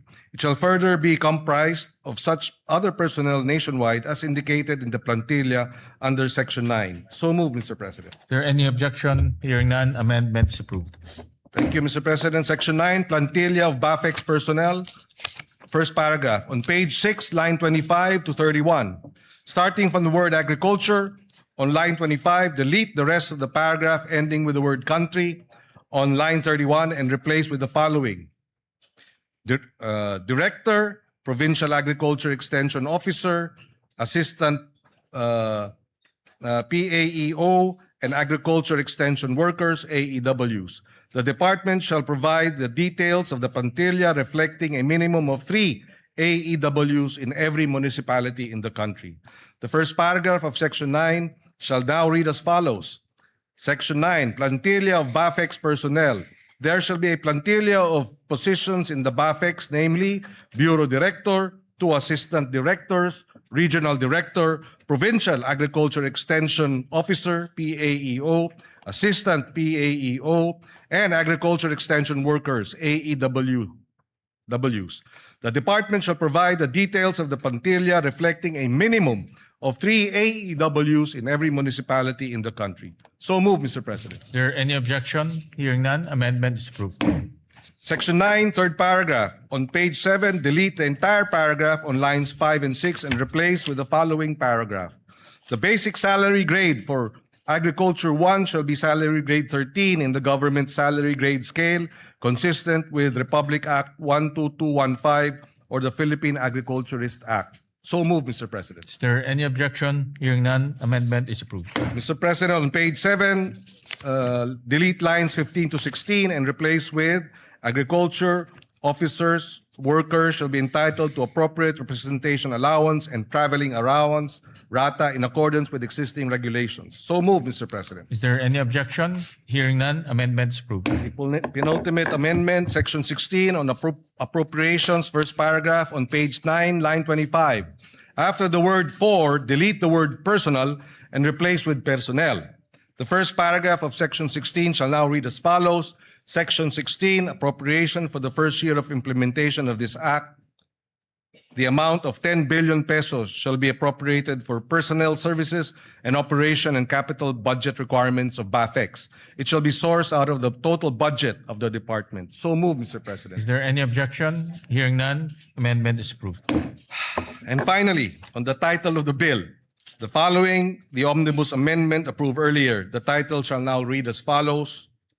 An act strengthening the National Agriculture and Fisheries Extension System to accelerate agriculture and fisheries development, creating the Bureau of Agriculture and Fisheries Extension, BAFEX, and appropriating funds therefore. Subject to style, Mr. President, so moved. Is there any objection? Hearing none, amendment is approved, subject to style.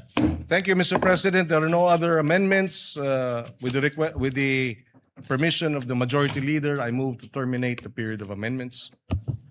Thank you very much, Mr. President. With that, no other member wishes to make any further amendments. I move to close the period of amendments. Is there any objection? Hearing none, period of amendments hereby closed. Mr. President, I move to approve on second reading Senate Bill number 1991 under Committee Report number 53.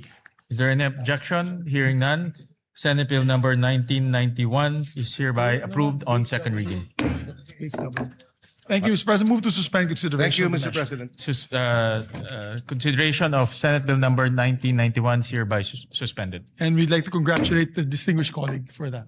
Mr. President, I move, finally, we'll take up one more bill and one sponsorship of another bill, and then we can suspend for the CA. And then we'll take up the other bills this afternoon when we come back, Mr. President. Mr. President, I move that we resume consideration of Senate Bill number 1905 under Committee Report number 35. I so move, Mr. President. Is there any objection? Hearing none, motion is approved. This measure, Mr. President, is for all our barangay health workers. We were in the ground during the earthquake, and we saw all the first responders were actually barangay health workers Correct. helping our people. We promised them, Mr. President, we will pass this, and therefore I would like to recognize, sponsor Senator Risa Ontiveros for their finalizing our amendments on this measure, Mr. President. By the way, for the record, Mr. President, we passed this already in the last Congress. So it's just a matter of passing this once again in this Congress. Thank you, Mr. President. Majority Leader. We recognize the gentle lady from Panay, Senator Risa Ontiveros. Salamat po, Mr. President. Mr. President, there are no more committee amendments and no colleague has submitted individual amendments for proposal today. So, with the indulgence of the body, Mr. President, if the body will kindly allow, and in the light also of what the Majority Leader has said, na actually round 2 na po ito ng mga barangay health workers sa buong Pilipinas since the previous or 19th Congress. If the body will allow, Mr. President, I respectfully move with the indulgence of the Majority Leader that the body closes the period of amendment on Senate Bill number 1905, Mr. President. Yes. This is actually the second time around this bill Yes, came Mr. to the floor. President. Yes, Mr. And President. last time we actually approved it. Unfortunately, hindi ho siya natuloy. No? So Yes. with that, Senator Erwin is raising his hands. We recognize Senator Erwin Tulfo. Just a short manifestation, Mr. President, Madam Chair, our sponsor. Kailangan na po siguro talaga nating ipasaho ito. Kailangan po dahil ito po ay ang ating po mga barangay health workers, mga first responders. Ito po nakita natin nung nagdaang earthquake sa Mindanao, sila po ang nauna. Ang mga barangay health workers po natin, ginagamot po yung may mga sugat at nag-iikot po sa iba't ibang barangay. Doon po sa Sarangani, doon po sa General Santos City. At hindi lang po sa lugar na yan, kundi sa iba't ibang panig ng ating bansa na kapag tinamaan po ng mga unos, kalamidad, sila po ang unang-unang mga rumiresponde sa mga bahay-bahay. So, ika nga, I believe it is high time that we must pass this Senate bill alang-alang po sa kanila. And it is our way of saying thank you for your service. Maraming salamat, Mr. President. Thank you for that, Maraming salamat, Madam Sponsor. Thank you for that manifestation, Senator Erwin. I believe last night was Senator JV who sponsored this bill.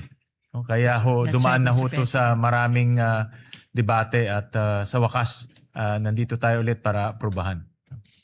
Thank you very much, Mr. President. With that, I move that we close the period of amendments. Is there any objection? Hearing none, the period of amendments hereby closed. Salamat, Move- Mr. President. Thank you, Mr. President. Mr. President, move to approve on second reading Senate Bill number 1905 under Committee Report number 35. So Is there any objection? Hearing none, Senate Bill number 1905 is hereby approved on second reading. Mr. President, I move congratulations. Congratulations to the sponsor. The barangay health workers and the Majority. sponsor, Salamat, Mr. Mr. President. President. Congratulations. And to the Senate. Mr. President, move to suspend consideration of the same. The consideration of the aforementioned bill is hereby suspended. Mr. President, I move that we proceed to reference of business, short reference of business. The Senate Secretary is directed to read the reference of business. Reference to business, message from the House of Representatives, letter from the House informing the Senate that on 3 June 2026, it passed the following House bills in which it requests the concurrence of the Senate. House number A389, an act prohibiting political dynasties in national and local elective offices. Referred to the Committee on Electoral Reforms and People's Participation and Constitutional Amendments and Revision of Codes. House number 9466, an act converting the National Feeding Program into a National Nutrition Program by expanding its scope and coverage and enhancing its support mechanisms, appropriating funds therefore, amending RA 11037 or the Masustansyang Pagkain para sa Batang Pilipino Act. Referred to the Committees on Basic Education, Agriculture, Food and Agrarian Reform, Ways and Means, and Finance. Committee Report 71, jointly by the Committees on Basic Education, Agriculture, Food and Agrarian Reform, and Finance, on Senate number 2272, with Senators Tulfo R, Pangilinan, Marcos, Estrada, Villanueva, Lapid, Villar M, Aquino, Ejercito, Tulfo E, and Villar C as authors. An act strengthening and expanding the National Nutrition Program, amending for the purpose Republic Act number 11037, otherwise known as the Masustansyang Pagkain para sa Batang Pilipino Act, appropriating funds therefore, recommending approval in substitution of Senate numbers 87, 219, 431, 902, 1145, 1192, 1207, 1312, 1375, 1471, and 1767. Sponsor, Senator Aquino. To the calendar for ordinary business. Majority Leader. Oo nga. Pwede rin na.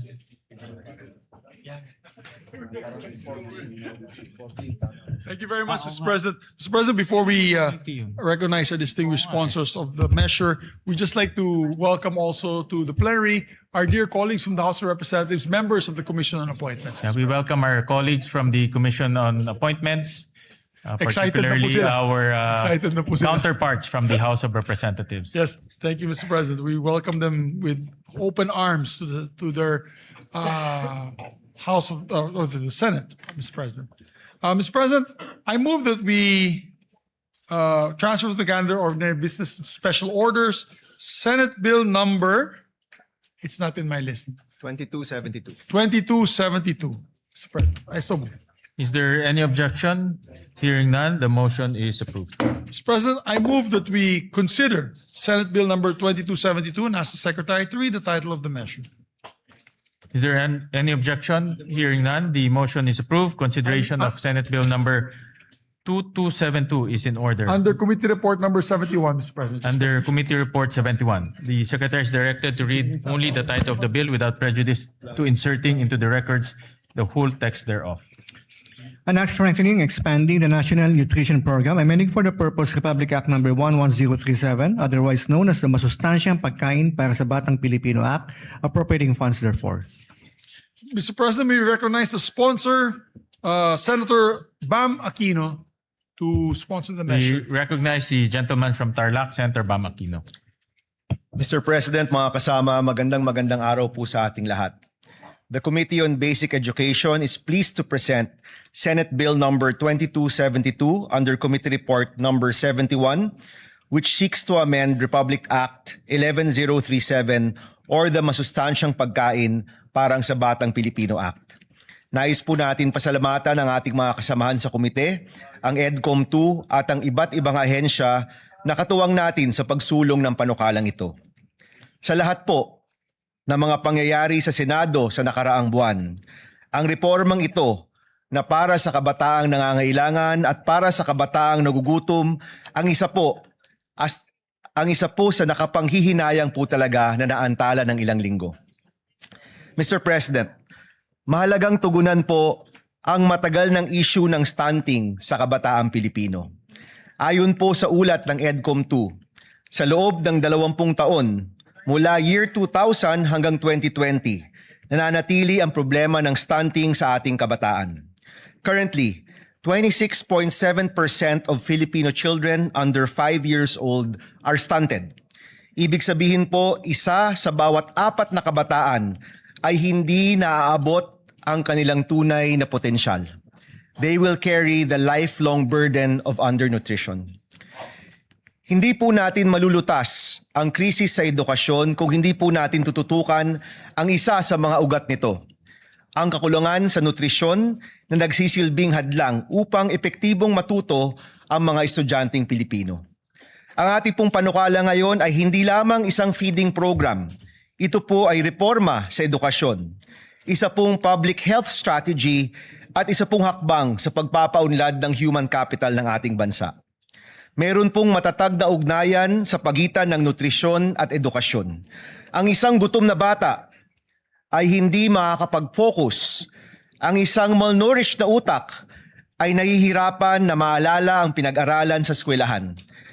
Ang expanded National Nutrition Program na ito ay tutugon sa isa sa pinakamalaking reformang kinakailangan ng ating sistema sa edukasyon. Noong ating pong unang termino, tayo rin po yung nag-sponsor ng RA 11037. Ngunit sa halos isang dekada ng implementasyon, nakita rin po natin ang mga gap o puwang sa sistema.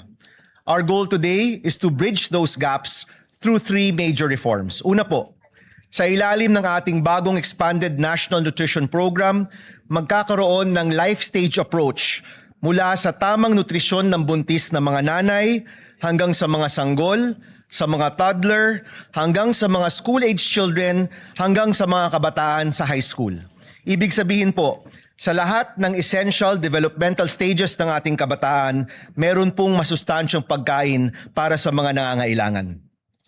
Ginagawa rin po nating universal ang feeding para sa lahat ng batang nasa kinder to grade 3. Ibig sabihin po, lahat ng mga bata sa kinder to grade 3 sa ating public school ay makakakuha ng masustansyang pagkain. Isa po ito sa pinakamahalagang hakbang at pinakamalaking reforma para tugunan ang krisis sa nutrisyon at sisiguraduhin po natin na tuloy-tuloy ang pag-aalaga. Pangalawa, malinaw na accountability at data governance. Nililinaw rin po ng panukalang ito ang mga tungkulin ng DOH, DSWD, DepEd, NNC, DILG at iba't iba pang mga ahensyang patungo sa nutrisyon ng ating kabataan.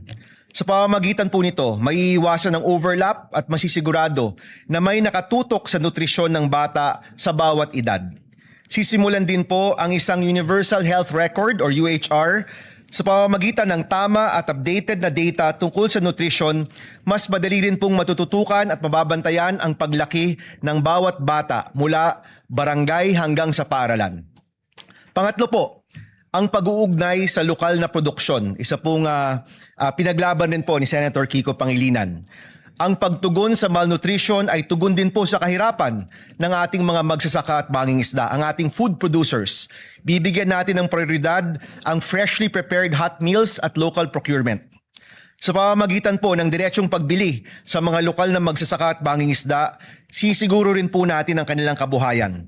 Kaya po yung budget para sa nutrition ay pwede rin pong magsilbing budget para sa ating lokal na agrikultura. Tulad din po ng ating Classroom Building Acceleration Program or CAP-ACT, maaaring bigyan ng suporta ang mga LGU na merong effective na feeding or nutrition programs. Sila po'y maaaring magkaroon ng bahagi ng pambansang pondo upang maipatupad ang mga nutrition program nila sa kanilang sariling lugar. Mga President, Mr. President, mga kasama, ang nutrition po ay isang long-term investment para sa ating human capital at ekonomiya. Ang mga batang malusog ay mas may pagkakataong magtagumpay sa paaralan, maging produktibong bahagi ng ating workforce at makapag-ambag sa pag-unlad ng ating bansa. Nagbibigay din ang batas na ito ng karagdagang suporta para sa mga vulnerable sectors tulad ng indigenous learners, mga nasa GAIDA or geographically isolated and disadvantaged areas, mga batang may kapansanan at mga buntis na mag-aaral. Gaya po ng iba nating mga reforma sa edukasyon, inaasahan ko po ang inyong suporta upang masiguro na wala ng batang Pilipino ang uuwi na gutom o mahihirapang mag-aral dahil sa kubukulong sikmura. Simulan po natin ang pag-unlad ng ating bansa sa pinakapundasyon, isang batang Pilipinong busog, malusog, at handang matuto. Maraming salamat, Mr. President, mga kasama. Magandang araw po sa inyong lahat. Maraming salamat, Senator Bam, at maraming salamat at meron tayong ganitong batas para pumalutas po natin ang malnutrisyon sa ating bansa. At maraming salamat at binibigyan mo ng importansya ang kalusugan ng ating mga mag-aaral. Thank you, Mr. President. One of our principal authors and sponsors would like to also sponsor. We recognize distinguished colleague Senator Joel Villanueva. Yeah, we recognize Senator Joel Villanueva. Thank you very much, Mr. President, distinguished Majority Leader. Ginoong Pangulo, distinguished colleagues, it is an honor to co-sponsor Senate Bill number 2272 or the Expanded National Nutrition Program Act, strengthening and expanding Republic Act number 11037 or the Masustansyang Pagkain para sa Batang Pilipino Act.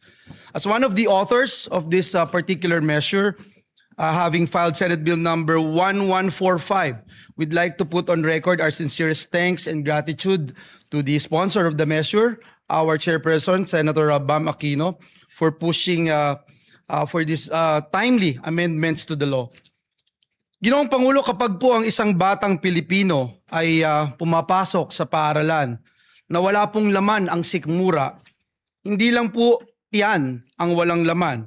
Unti-unti rin pong nauubos ang kanyang pag-asa. Because before a child can dream, before a child can learn, before a child can succeed, he needs to be fed and nourished.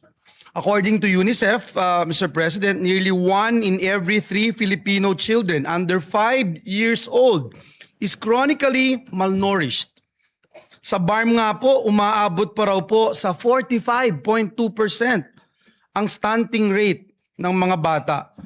Mas mataas pa po ito, Ginoong Pangulo, sa nakakaalarma ng 28.8% na stunting rate ng buong bansa. Habang tayo po ay narito ngayon sa bulwagang ito, may batang Pilipinong pumapasok sa paaralan na tubig lang ang laman ng kanyang tiyan. May batang hirap na mag-concentrate sa klase dahil siya po ay gutom.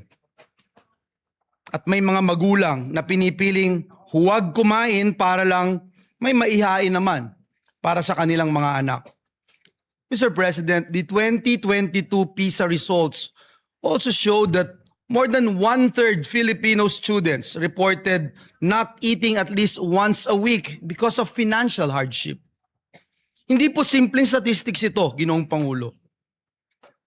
Mukha po ito o mukha po iyan ng batang nahihilo sa classroom. Mukha po yan ng batang unti-unting na pag-iiwanan. Hence, Mr. President, we fully support this measure which recognizes that hunger is not really a food problem. It is an education problem. It is a health problem. It is a poverty problem. Mr. President, distinguished colleagues, the true measure of a nation is how it treats its children. Kung gusto po nating magkaroon ng matatag na ekonomiya, dekalidad na edukasyon at produktibong mamamayan, magsimula po tayo sa pinakapayak ngunit pinakamahalagang pangangailangan, ang masustansyang pagkain.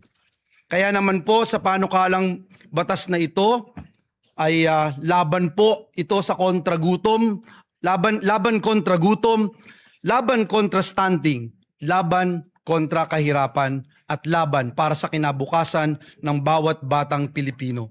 Naniniwala po tayo, Ginoong Pangulo, na kapag busog ang bata, mas malakas at mas ganado po siyang mangarap. Mas handa po siyang matuto at mas handa po siyang lumaban sa buhay.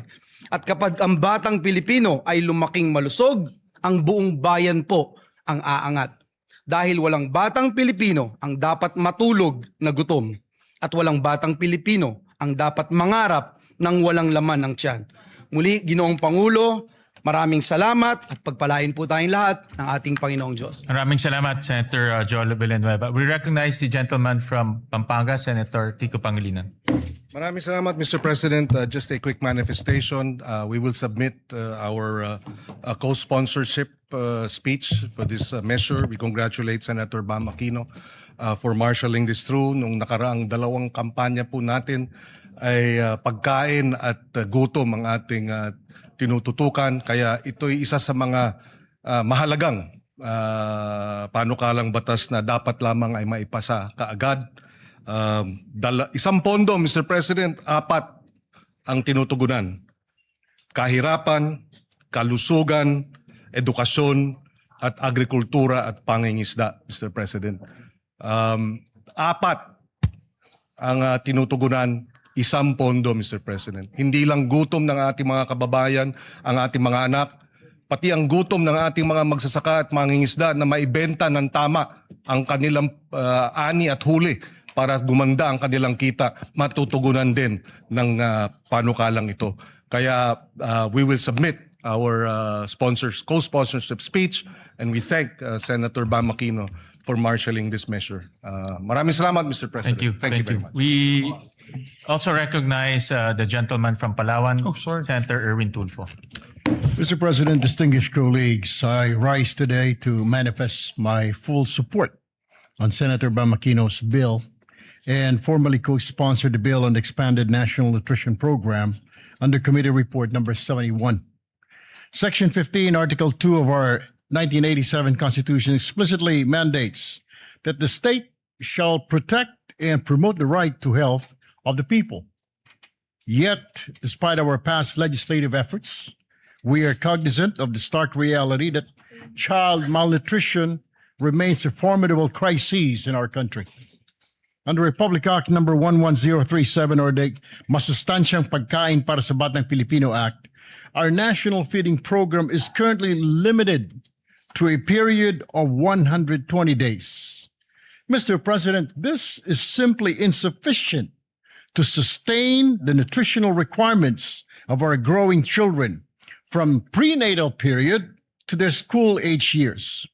Hindi naman po nawawala ang gutom at malnutrisyon pagkalipas ng 120 days. Sa katunayan, karamihan sa mga kaso ng stunting ay nagsisimula sa unang yugto ng buhay ng isang bata. Kaya kinakailangan ang tuloy-tuloy at pangmatagalang interbensyon. It is for this reason that I also filed Senate Bill number 1471. Through this measure, we seek to extend the national feeding program. Furthermore, this bill represents an opportunity to simultaneously uplift another marginalized sector by harmonizing this measure with Section 11 of Republic Act number 11321 or the Sagip-Saka Act.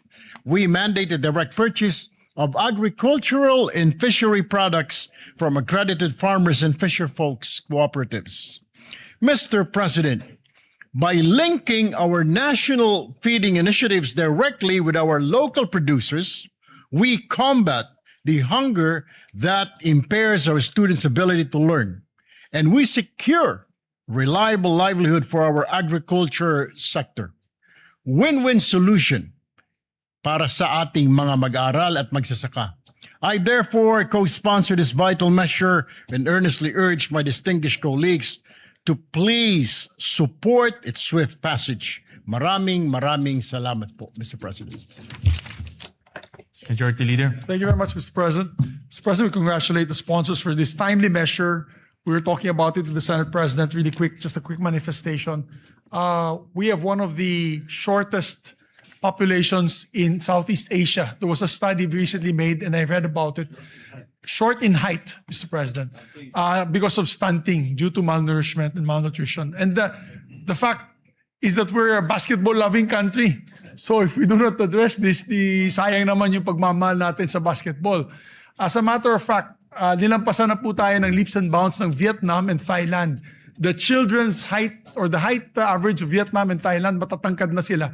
Because early on, they had the promoted this school feeding program and nutrition program. So I'd like to thank Senator Joel Villanueva and Senator Bam Aquino for this measure, Mr. President, and we hope to pass this as soon as possible time.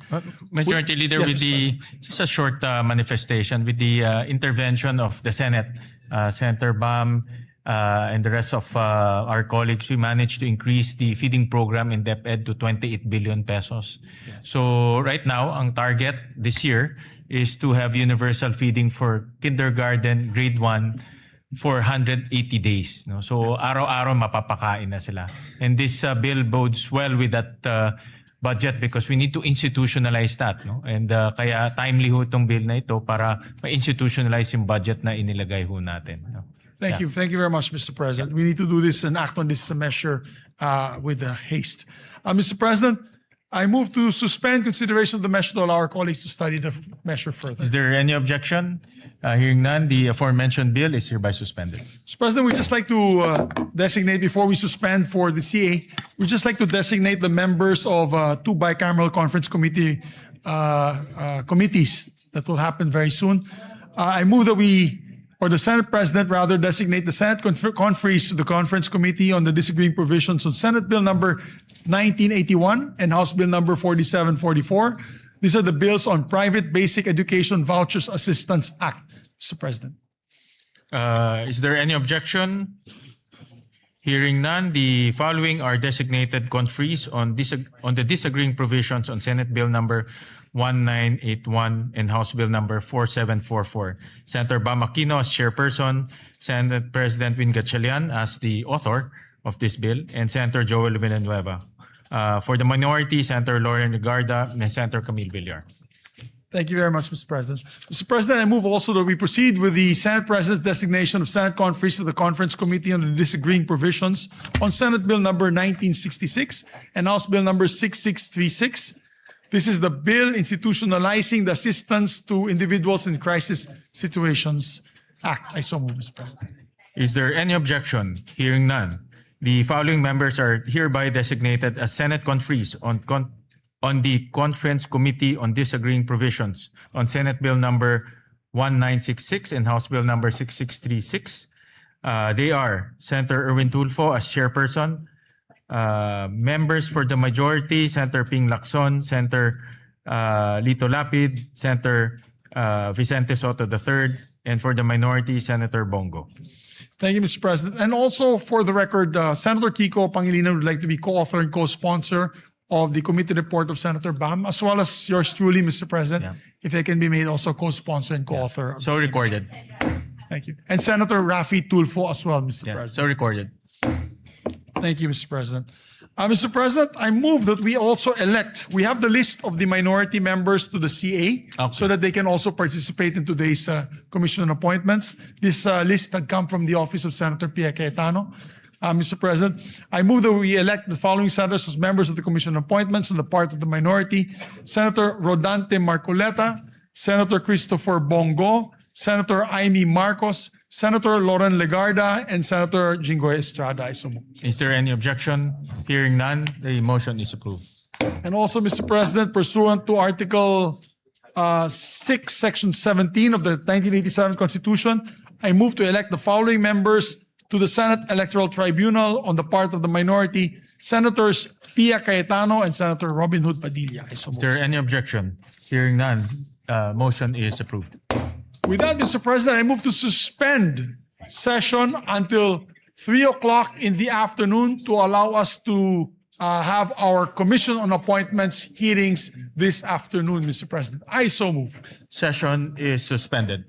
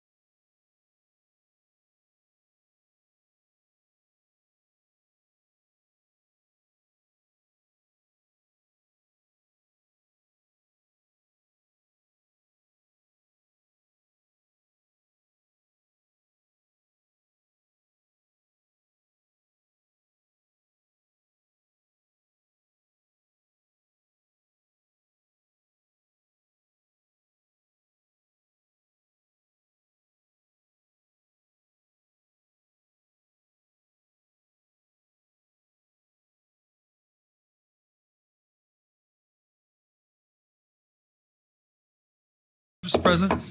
Mr. President, earlier this morning when we had our resumption of session, we approved on second reading the bill of Senator Risa. This is the Barangay Health Magna Carta for Barangay Health Workers. We still have one member who wishes to just propound a bit more amendments. So I move for its reconsideration, Mr. President, with the permission of the body. Yeah. Is there any objection? Hearing none, the motion is approved. Thank you, Mr. President. Move to open the period of amendments. Is there any objection? Hearing none, period of amendments is hereby open.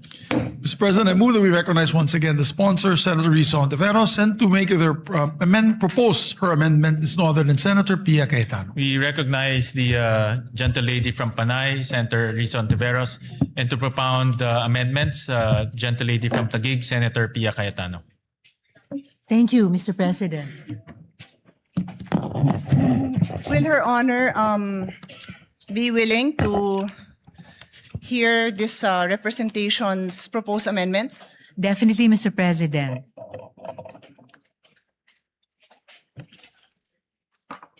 Thank you, Mr. President, because earlier this morning, Her Honor put on record that no amendments were submitted. None may have been submitted, but our name is on the list to propound amendments. So thank you to the Majority Floor Leader who was gracious enough to allow us to still propose our amendments.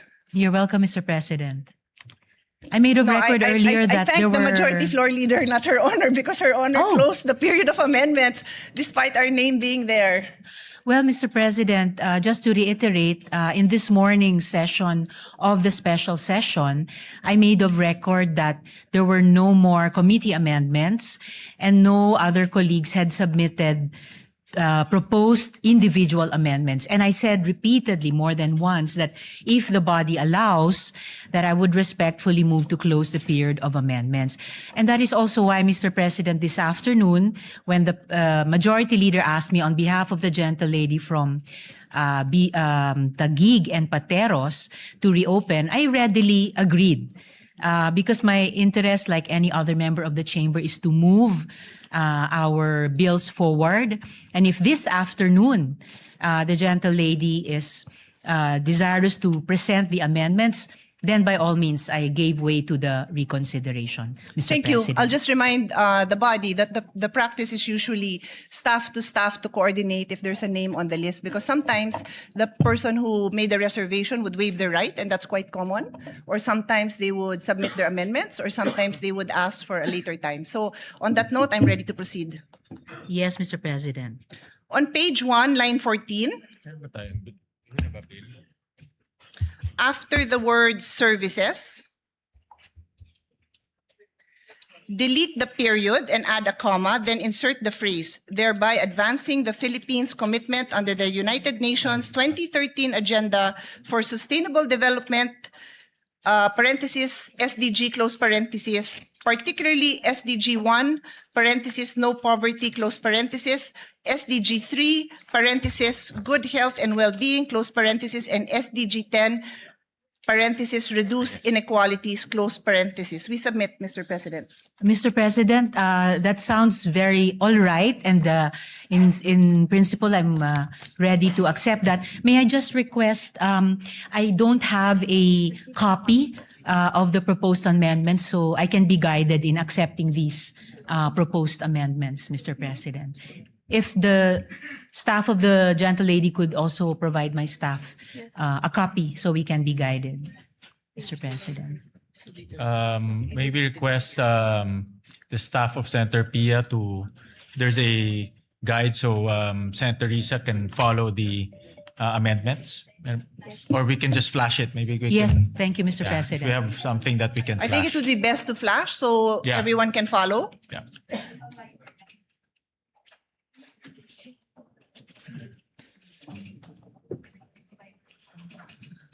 Session suspended. Thank you, Mr.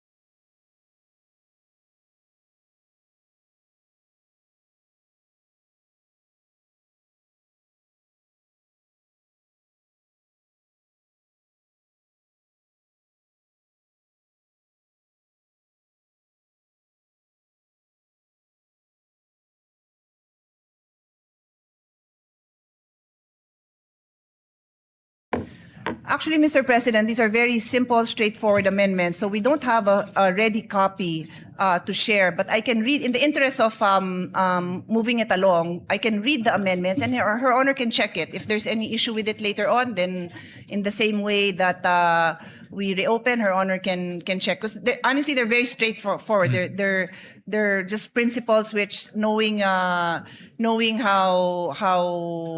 we all have a common interest in supporting the strengthening the work of the barangay health workers, I really don't foresee that there's anything controversial. Again, happy to present, but I don't have it in a form that is presentable right now. So because I'm reading, I don't read a script.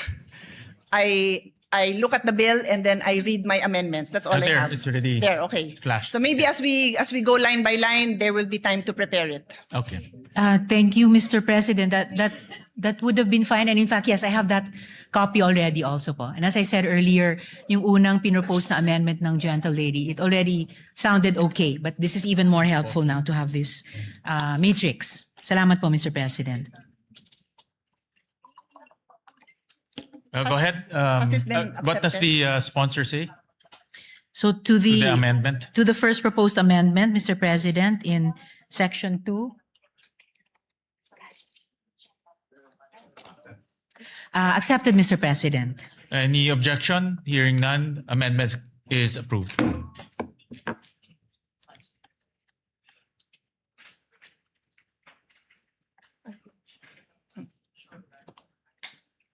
Next amendment, Mr. President, is on page 2, line 3.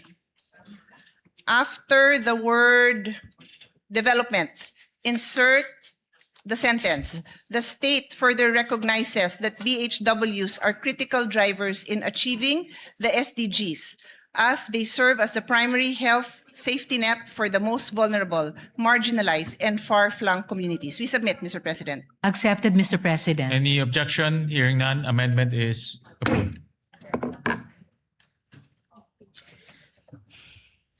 Page 6. What's next? Page 6. Okay.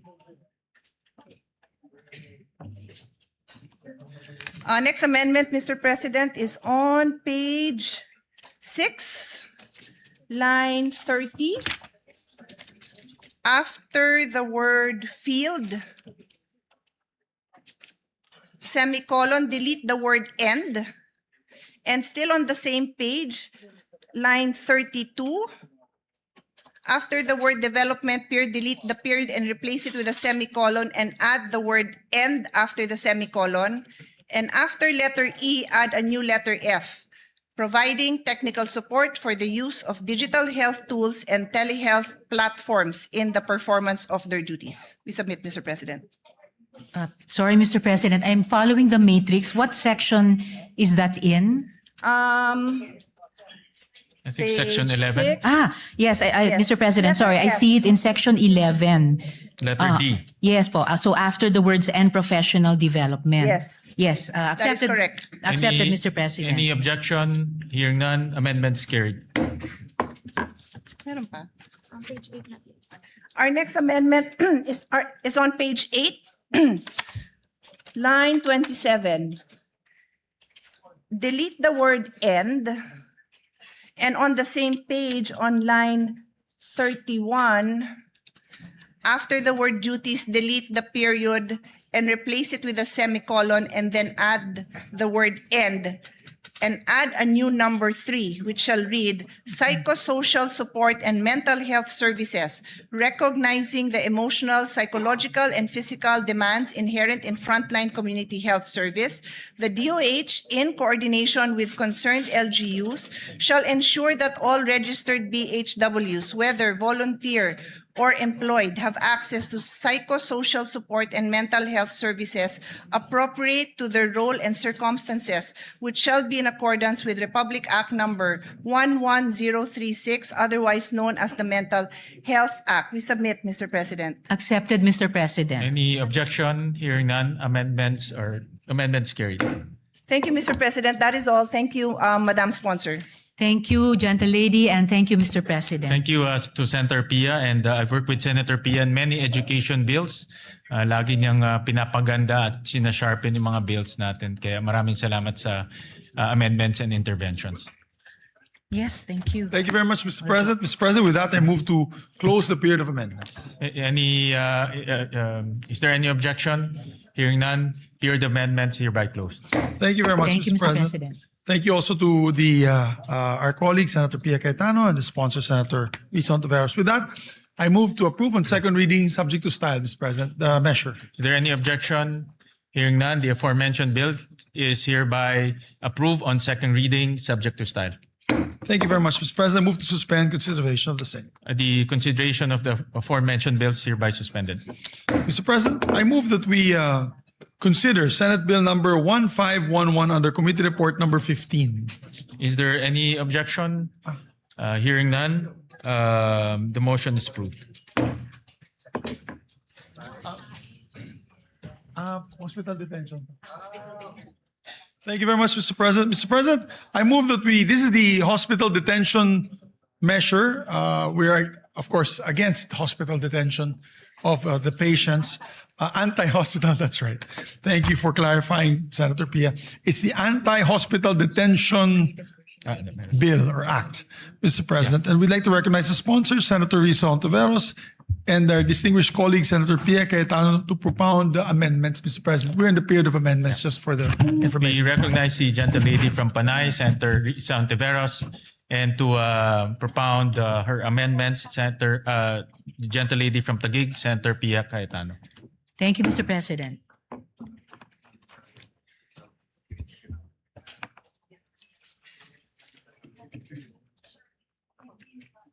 Thank you, Mr. President. For the information of the body and to remind the sponsor, when we were in the period of interpellation, this representation agreed that we close the period of interpellation on the condition that we would be able to propound questions during the period of amendment to help us formulate the proper amendments and to also enlighten the body on the issues, because for the record, this bill amends the law that this representation sponsored 15 years ago. So I also congratulated the sponsor during my first amendment that the first time I made amendments, that it is high time that we review this. So I'm supportive of this, but I just need to be able to propound these clarificatory questions, because I hope the body will engage with us, because I think it requires a whole of body approach in solving this issue. Because the next issue I'm going to take up might have a very big impact on the financial constraint. Current law requires that there is a promissory note that is executed by the patient. And the reason for this, dear colleagues, is because a lot of the private hospitals, they do not have endless cash flow. They are also running a business. Karamihan po niyan mga single proprietary owners na mga doktor mismo, and they also have to pay for their staff, for their lab technicians, for they have to cover all the investments they made, the purchases of their equipment, etc. So the reason that the law requires a promissory note, kasi hindi naman din kayang saluhin ng mga private hospitals yung yung hospital bill ng mga pasyente. Sino magbabayad, di ba? I mean, common sense po sa lahat ng kahit sari-sari store ka, kahit anong negosyo mo, at some point somebody has to pay the bills. So ang law natin as it stands may promissory note, but the proposed amendment of the sponsor is provided that no promissory note shall be required of indigent patients who have been endorsed by the Medical Social Services Office of the hospital, medical clinic, or any similar facility to the Department of Social Welfare and Development. Provided further that those patients who are partially recovered shall sign a waiver undertaking that they are assuming the risk of the consequences for requesting for discharge despite having not fully recovered. So ang question po natin sa sponsor natin, magkano po ang impact nito sa ating private hospitals na wala ng promissory note? Magkano ba ang normal? Her Honor can answer in any way she would like based on the data that she has. Ilan ba ang indigent patients natin na pumapasok sa DOH hospitals? Because for now, pag DOH hospital, sabi ng DOH at ng PhilHealth, wala nang babayaran. Yun ang zero Zero balance billing. ZBB. Zero, I was gonna say zero sum, parang iba namang concept yun. Zero balance billing, ZBB. So yan ang DOH hospitals. And then, na-cover na ba yung LGU hospitals? Hindi pa? Hindi pa po, parang nagpa-pilot na lang. Okay, so yung question natin, when this was first brought up, I think we were deliberating the budget. Alam ni Senate President yan kasi siya yung chairman ng ating Committee on Finance. Yung question is, paano naman yung mga LGU hospitals? Kasi if you are a patient, you do not even distinguish between a DOH hospital and an LGU hospital. Basta you will go to a hospital that is near you and that can take care of you. So hirap na hirap yung mga mayor na masabi sa pasyente na, ay hindi ka namin covered kasi hindi kami DOH. LGU, yung pasyente, ha? They do not understand that distinction because in their mind, this is a public hospital. Sabi, ZBB. So later on, nag-clarify ang DOH na DOH hospitals lang. And then now, my understanding is they are piloting some LG hospitals. I might have some numbers. I will also be happy to share what I have, but I believe it is incumbent upon the sponsor who is now proposing na wala ng promissory note kasi sino ang sasagot nito? Ang concern ko is we are partners, public and private institutions are partners in delivering health service in this country. So we do not want to see these private hospitals shut down because wala na hong magbabayad ng kanilang mga bills. I don't know if there are arrangements that have been made already prior to the passage of this bill to ensure that these private hospitals will be paid. Because even the LGU hospitals, nandun pa lang tayo sa dry run or ang tawag doon? Pilot testing. So I give the floor to Her Honor to enlighten us because I would love to be able to support the needs of the indigent patients, but I also don't want the private hospitals to close. Thank you, Mr. President. Of course, I also share that particular concern of the gentle lady from Taguigan Pateros. As to her first question, kung magkano lahat-lahat ang magiging financial implications sa mga ospital kung maipasa natin itong batas na ito. Unfortunately, there's no concrete data of the universe of that amount, but at the very least, pwede nating sabihin na variable yung fees, no? The fees range from as low as 50,000 pesos to 1 million pesos per patient. Depende sa kaso.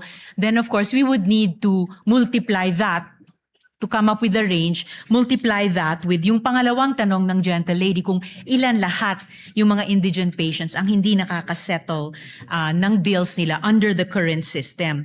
And before I go to ano yung kapalit ng current system proposed in this bill, I would just like to note, Mr. President, na because of this concern being raised by the gentle lady, kaya alam ko rin po na Senator Joel will also propose amendments in terms of transparency of billing and charges dahil sa cost variability na ito. Alright, then dako na po ako, Mr. President, sa kung hindi na magpapatuloy yung kasalukuyang promissory note system, ano naman ang kahit papaanong mga garantya o reassurance sa mga ospital na they will be eventually paid. The bill proposes at least 5 which may be used either singly or in combination with each other. So the promissory note or yung katumbas ng promissory note shall be secured by any or a combination of the following: a mortgage over real or personal property of the patient, a relative, or a co-maker. B, a guarantee of a co-maker who shall be jointly and severally liable. C, a deed of assignment. Dito, importante, Mr. President, gentle lady, yung papel ng mga government financial institutions. A deed of assignment of the loan proceeds or benefits entitlement from the Social Security system or the government service insurance system in case the patient is an active member thereof. D, a guarantee letter from the Philippine Charity Sweepstakes Office, and in the case nga po of indigent and financially incapacitated patients, a guarantee letter from the Department of Social Welfare and Development or the Department of Health. So, at least in the interim, Mr. President, between when dapat ma-discharge na yung indigent patient kahit may balanse pa siya sa bill and the time na mako-compensate nga yung ospital, ito po yung nakitang mga kapalit na mala promissory note o garansya para sa kanila, Mr. President. Mr. President, perhaps the sponsor can enlighten me because, with all due respect, yung binasa niyo po is Section 2, which states the promissory note shall be secured by any or a combination of the following. Yun ang binasa nyo. So this is, the promissory note will be secured by these items, yung inisa-isa nyo. What you told me is ito yung mga kapalit ng promissory note. Hindi ho yan ang nakasulat sa bill ninyo, Mr. President.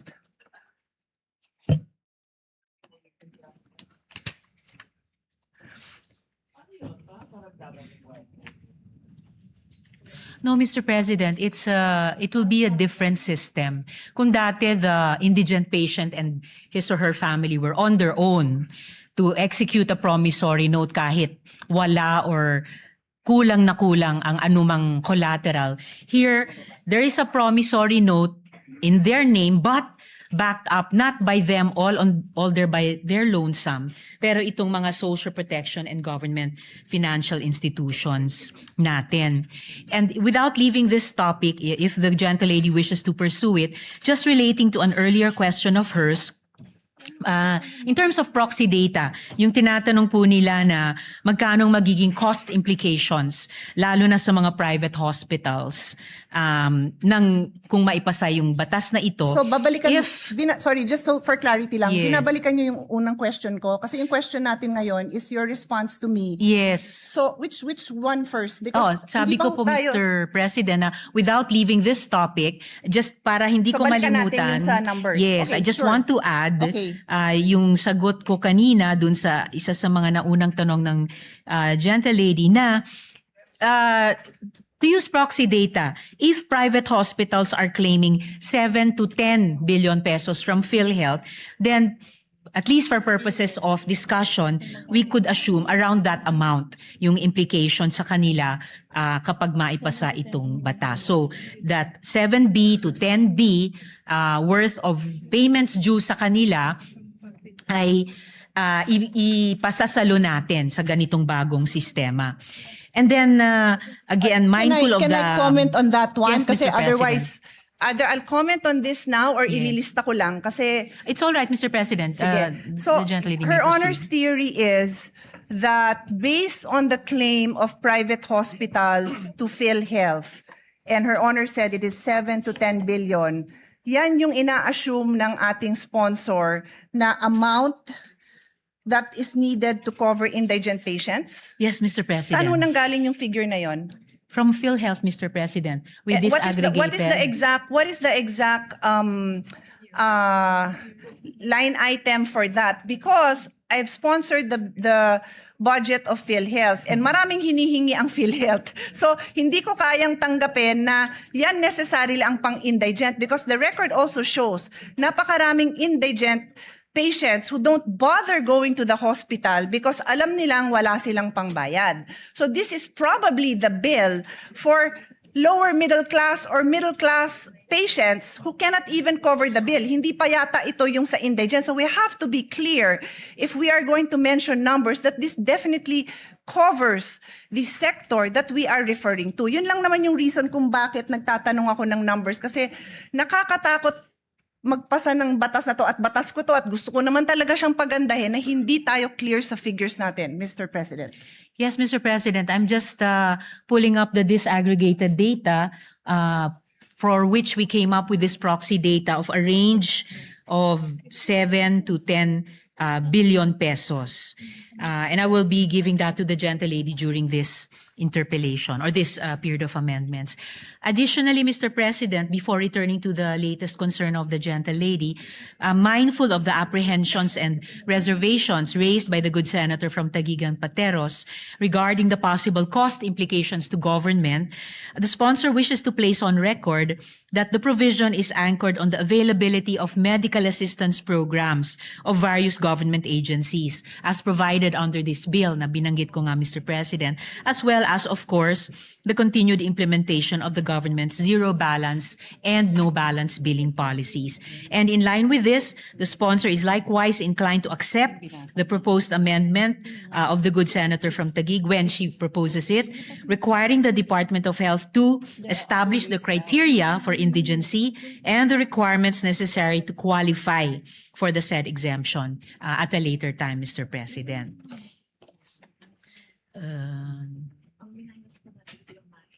So the latest concern of the gentlelady was So Her Honor made a statement that there are other ways the bill intends to support the indigent patient. And Her Honor mentioned letter A, B, C, D, E. Sabi nyo, 5 po yun.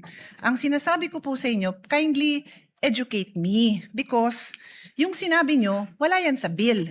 Ang naka-enumerate dyan na 5 items are, it says the promissory note will be secured by any of the following. So may promissory note pa rin. So Her Honor is simply addressing dalawang sitwasyon natin. Sino ang kailangan magbigay ng promissory note at based dun sa dito sa amendment nyo, the indigents will no longer be required to execute a promissory note. Tapos dinagdag nyo, pero ito yung mga pwede nilang gawin. Wala nga ho yun. Yung sinabi nyo, wala sa bill nyo. Ang nasa bill ay yung mga 5 items that are used to secure a promissory note. So that covers the people who need to pay a promissory note. So Her Honor has to clarify this because it's not, what she's saying is not in the bill. Actually, Mr. President, it is in the bill. In fact, in answering this question, nag-take off po ako dun sa page 3, line 17, section 2, na kinwote ng gentlelady from Taguig and Pateros. And kaya tinalakay ko po yun na in lieu of the current promissory note system, it's still called the promissory note here, pero hindi na po yung solong mga collateral o ano pa mang meager resources na meron yung indigent patient or family ang magsisecure niyan.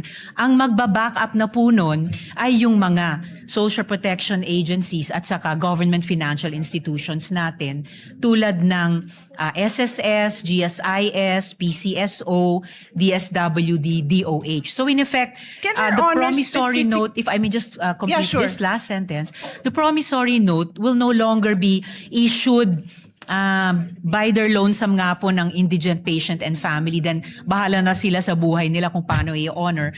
In a way, it will be for the benefit of the hospital na mayroong, hindi yung mahirap na iyon, pero may government institutions na nagsisiguro sa kanila na you will be paid, Mr. President.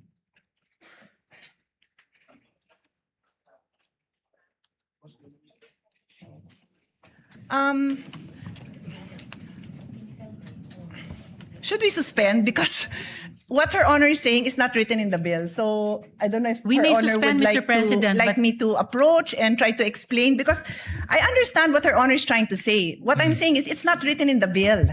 Mr. You President, can we may ask your suspend. staff because it's not written in the bill. We may suspend, Mr. President, but it is actually written in the bill, and I was Kindly read quoting it. the gentlelady Kindly read it when I into the responded to her record. question. Then read it into the record because yung binanggit niyong 5 items, nandyan nakasulat yan. But line 27, section 2, line 27 says, the promissory note shall be secured by any or a combination of the following. Yun nga kung binanggit nyo, nandyan yan.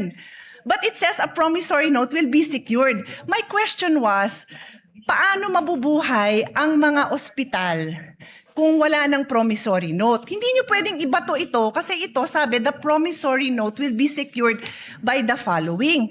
Perhaps Your Honor would like to make an amendment that says that in lieu of the promissory note, kasi yun ho ang sinasabi ninyo. Ang sinasabi ko, hindi nga ho nakasulat. So would you like to propose? Because we are happy to study and support. But hindi nga ho nakasulat yun. Yun lang naman ang puntos ko. Hindi pwede kasi yung intention natin, hindi klaro sa batas. Well, that's why I'm glad, Mr. President, that we are in the period of amendments because this representation is very open to proposed amendments, including subject to style, to not just improve the content of the bill, pero klaruhin ang crystal clear kung ano po yung intent niya. So no problem with that, Mr. President. Yes, and that is what I'm doing by using the period of amendment to make the interpellations. I am making it known to the sponsor that what she is saying is not in the bill. So I believe if yun po ang intention ng sponsor, then kayo po ang isulat niyo po yun kasi kayo ang nagsabing yun yung gusto niyong gawin eh. Di kayo po ang magsulat nun and we will be happy to review it kasi hindi ko po amendment yun. Ako yung nagtatanong kung ano ang gagawin ng ospital kung wala siyang promissory note. So sabi niyo ito. So tinatanong ko saan nakasulat yun? No problem, Mr. President. We can improve this in this very period of amendments. Thank you. Tapos balikan ho natin yung expenses, no? I can suspend and Her Honor can look at her numbers because I will also be presenting numbers. Her Honor also mentioned 50K to 1 million per patient. So does Her Honor intend to, kasi yun yung unang binanggit nyo. So does Her Honor intend to come up with a number based on those, that range of expense?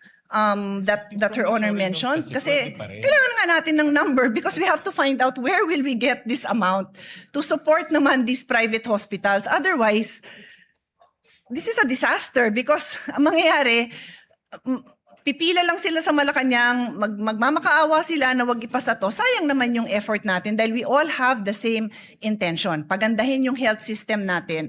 Wag ma-detain ang mga tao, masuportahan ng mga indigents, but we have to know our numbers before we make this kind of amendments. And one more on that section, so maybe we can take a break so we can work on this section. Before we go on to the one more point of the gentlelady, Mr. President, definitely this is not going to turn out to be a disaster. The whole point of the bill, as the gentlelady herself has said, is to amend and update the original law. And that is why we are in the period of amendment to further improve it, Mr. President. The only reason I use the word disaster, Mr. President, because time and again, the small private hospitals have practically kneeled down in front of us, begging us for support. So pag pinasa natin to, hindi dahil sa hindi natin kinonsider yung burden sa kanila, then disaster yun para sa kanila. At kung disaster yun para sa kanila, disaster yun sa healthcare system natin because we are partners. Yun lang naman ang sa akin. We are partners, public and private. May mga lugar, and again, the Senate President is listening intently. Thank you because alam nyo din to. There are areas where there are no public hospitals. So, private hospital yung inaasahan mo doon. Tapos, kung yung mga indigent patients, sabi natin, magpapasa tayo, wala nang promissory note. At again, forgive me kung hindi ko lang naiintindihan. Kaya nga sabi ko, please feel free to point it out and educate me kung saan dyan nakalagay. Ano ba yung in lieu of the promissory note na matatanggap ng ospital? Kasi, kung wala, mababaon sila sa utang. magsasara sila. And that threat has happened many times. Alam ni Senate President yan. Ilang beses yan hindi lang nag-threaten. Some of them really closed. During the pandemic, they closed because PhilHealth was not fast enough to reimburse them for the expenses that they incurred during the time. Marami hong nagsara. So I'm just banking on experience to ensure that what we pass is a responsible response to this issue. So before I leave Section 2, ang idadagdag ko is, did Her Honor take up during the hearings this possible amendment na lahat ng indigent patients wala ng promissory note? Na-take up ho ba yan sa hearing so that you would be able to hear the concerns of the different sectors, including the small private hospitals, the small clinic owners, yung mga lying-in clinic. Maliit lang ang singil niya na pag nanganak ha, I'll try to pull out that number. It's not a huge amount because it's just a lying-in clinic, overnight pag nanganak. So pag indigent, the amendment now is lahat ng indigent patients wala nang babayaran. Wala nang promissory note. Sorry, to be clear, wala nang promissory note. So, was this taken up during the hearing so that marinig natin yung side nila? No, Mr. President, it wasn't taken up to have no promissory notes. The change, Mr. President, was that, as I mentioned earlier, hindi na po mag-isang mag-i-issue ng promissory note ang mahirap kahit sapilitang magkakabit siya ng kakarampot na nga na pagmamayari niya bilang di umanong collateral. Ang magbaback up na po ng promissory note, which is now more a document for the benefit of the hospital, ay ito nga pong mga social protection at saka government financial institutions na binanggit ko po kanina. So, ang ibig niyo, Mr. so two President. things I want to establish. Number one, hindi niyo nga na-take up yan, pero ang impact nito napakalaki sa private hospitals. Wala silang chance na marinig ang side nila kasi hindi yan na-take up during the hearing. Ang sa akin naman po, I understand, no? May liberty naman po tayo mga parliamentarians na ma-take up sa floor ang mga iba-ibang amendment. Naintindihan ko naman po yun. Pero pag napakabigat nung impact, it's either na-take up yan sa hearing or bibigyan natin sila ng time na mabigay din nila yung posisyon nila dito. Kasi sobrang laki talaga ng impact sa kanila. Please give me the number of private hospitals. 864 private hospitals. There are 864 private hospitals spread out all over the country. And like I said, there are certain areas where there are no public hospitals. So ang tatakbuhan lang ng tao, private hospitals. So kung hindi sila narinig sa hearing, sana man lang marinig din natin yung posisyon nila on this issue. And before, as I said, I leave Section 2. Your Honor If keeps the gentle lady would allow, Of before we course. move to another No, I'm not leaving yet. point. I have another point on Section 2. If I may just respond to this latest point. I did not say po na hindi inimbita ang mga private hospitals. We did invite them to the hearing, and as far as we can remember, they had no opposition to changing the promissory note system, and in large part changing it by backing it up, hindi sa collateral ng mga mahihirap na, kundi yung guarantee at financial capacity ng mga government financial institutions at saka social protection agencies. Ang sinabi ko pong hindi ay hindi natalakay ang isang no promissory note system. But did we invite the private hospitals? We did po, Mr. President. Yes, thank you for clarifying that. Maganda namang clarification yon kasi magandang napapakita naman natin na naimbita naman. Pero yung topic na yan, hindi na pag-usapan. And if Her Honor, again, may clarify, ano ho ba yung version ng bill na natalakay doon? Yung no promissory note sa indigent patient, sabi ng ating sponsor, hindi natalakay. How about yung no promissory note to senior indigent patients? Natalakay yata yon. Tama ho ba ako? Yes, Mr. President, tinalakay po para sa senior citizens. So ang pagkakaintindi po natin, and again, correct me if my understanding is wrong, ang na-bring up At ang alam ng mga nag-attend ng hearing is that i-consider yung no promissory note sa senior indigent patient. Kaya lang, pagdating na sa committee report, naging indigent patients lahat na. Kaya nga pati yung example ko na maternity lying in clinic, kasama na rin po dyan. Ang laki rin ho ng tama nila. When I said 800 plus hospitals,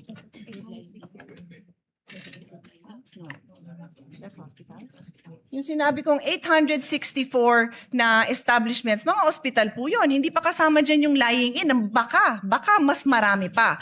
So that's why I'm just asking, do we know? And I'm not a stickler for kailangan na take up yan sa hearing. Pero ang sa akin, I am a stickler for narinig ba natin yung concerns nila at yung side nila. If merong mag-advocate for them here, that's okay. If the sponsor has information that can assure us that protected din naman yung interest nila, that hindi naman sila mababankrupt, open naman din po tayo doon. That's the only reason I bring it up, Mr. President. Now, Yes, Mr. President, I do appreciate that. And kaya nga po, the bill, gusto niyang i-bring in yung financial power at stability ng mga government financial institutions natin, including nga po the pension institutions and the social protection departments. Additionally, Mr. President, looking at page 4, lines 14 to 17, yun po yung letter E dito po sa section 2 natin, assumed po doon yung coverage for the indigent and the financially incapacitated. Kasi nga po nakalagay dito, in lieu of a promissory note, a guarantee or a reference letter from DOH or DSWD ang mag-assume. So, as the gentlelady and I were starting to discuss earlier, we can, in this period of amendments, clarify the wordings to assume that promissory equals guarantee. So, a promissory note is a guarantee note of these agencies and institutions of government. So, sa ngayon, no promissory note for senior citizens, but this representation is anticipating, or it has an amendment from the Senate President na ang mako-cover all indigent patients. And I'm very willing to, I support that. So, the amendment po, yung covering all indigent, I would accept. And that is also why, Mr. President, we are accepting, again, to reiterate, we are accepting the proposed amendment of the gentlelady for DOH to put eligibility criteria in recognition of her concern. And in fact, I already accepted that, Mr. President, last month, for the record. And for the record, I have no issue covering indigent patients. I am just asking for the financial data so that we are assured that when we go into the budget debates, we will have the full support of all our colleagues to support this amount because mababankrupt nga ang mga private hospitals. And again, I am very willing to hear the numbers to ensure that hindi sila mababankrupt kasi yun lang naman yung objective natin, Mr. President, to ensure that we have a healthy health ecosystem na buhay ang ating private health institutions at nandyan yung mga support na kailangan nila. Kasi bago nga itong factor na dinadagdag natin. It's new. It's new. It does not exist now.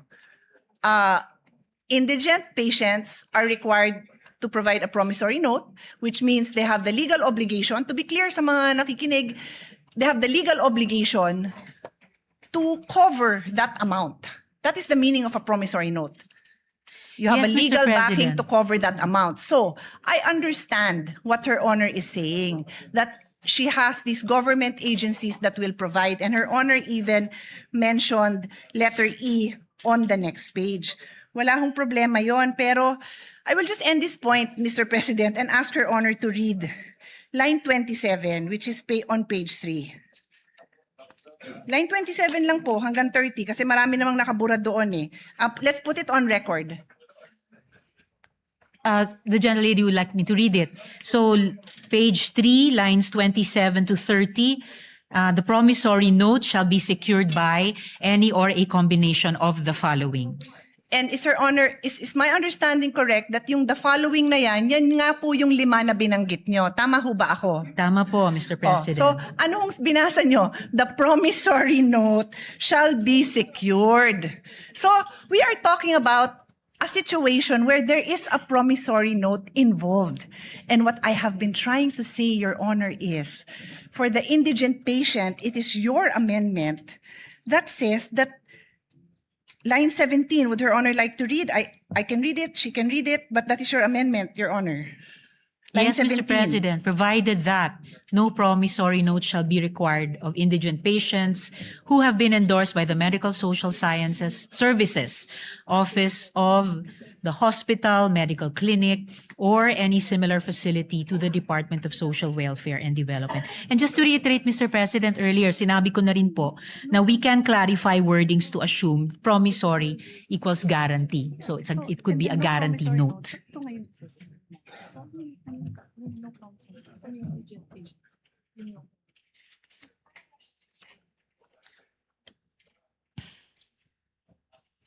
Saka wala rin naman pong changes sa Yes. Mr. President, assuming sa budget allocation dahil nasa loob naman ng DOH at DSWD budgets yung MAIFIP at AIX respectively nila. Yun po yung intent din sa bill na to. Mr. President, Your Honor just read line 17, no promissory note shall be required of indigent patients. So paano sila mag-a-avail nung nasa line 27 nga na binasa nyo? Yun nga yung provision that requires a promissory note. It simply elaborates what can be, what security is allowed. Yun lang yung pinopoint out natin. Kasi Her Honor keeps on pointing to the alternatives to a promissory note. Wala nga hong nakasulat sa batas nyo na ganon because Section 27, which you just read, Her Honor just read into the record, refers to the security of a promissory note.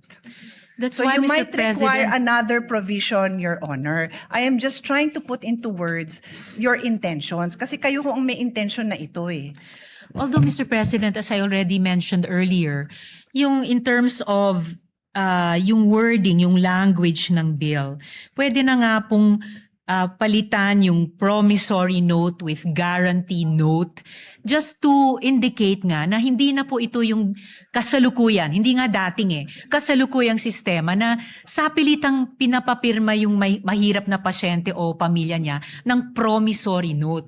Kahit halos wala siyang maidikit na collateral dyan. So if it makes it clearer, change promissory note to guarantee note. And of course, kung saan sa bill nag-a-appear yung salitang promissory, papalitan din ng salitang guarantee note. Ang importanteng pagbabago, Mr. President, ay pinapasok na po natin yung financial backing nitong mga pension systems at nitong mga government agencies, nitong mga government financial institutions, na ito yung magsaspare dun sa mahirap na pasyente at pamilya niya na sapilitang magpirma ng promissory note. Ito rin yung assurance sa ospital, pati yung mga private hospitals na definitely mababayaran sila. Kung tama po yung estimation po namin na 7 to 10 billion pesos ang financial implication, particularly sa mga private hospitals.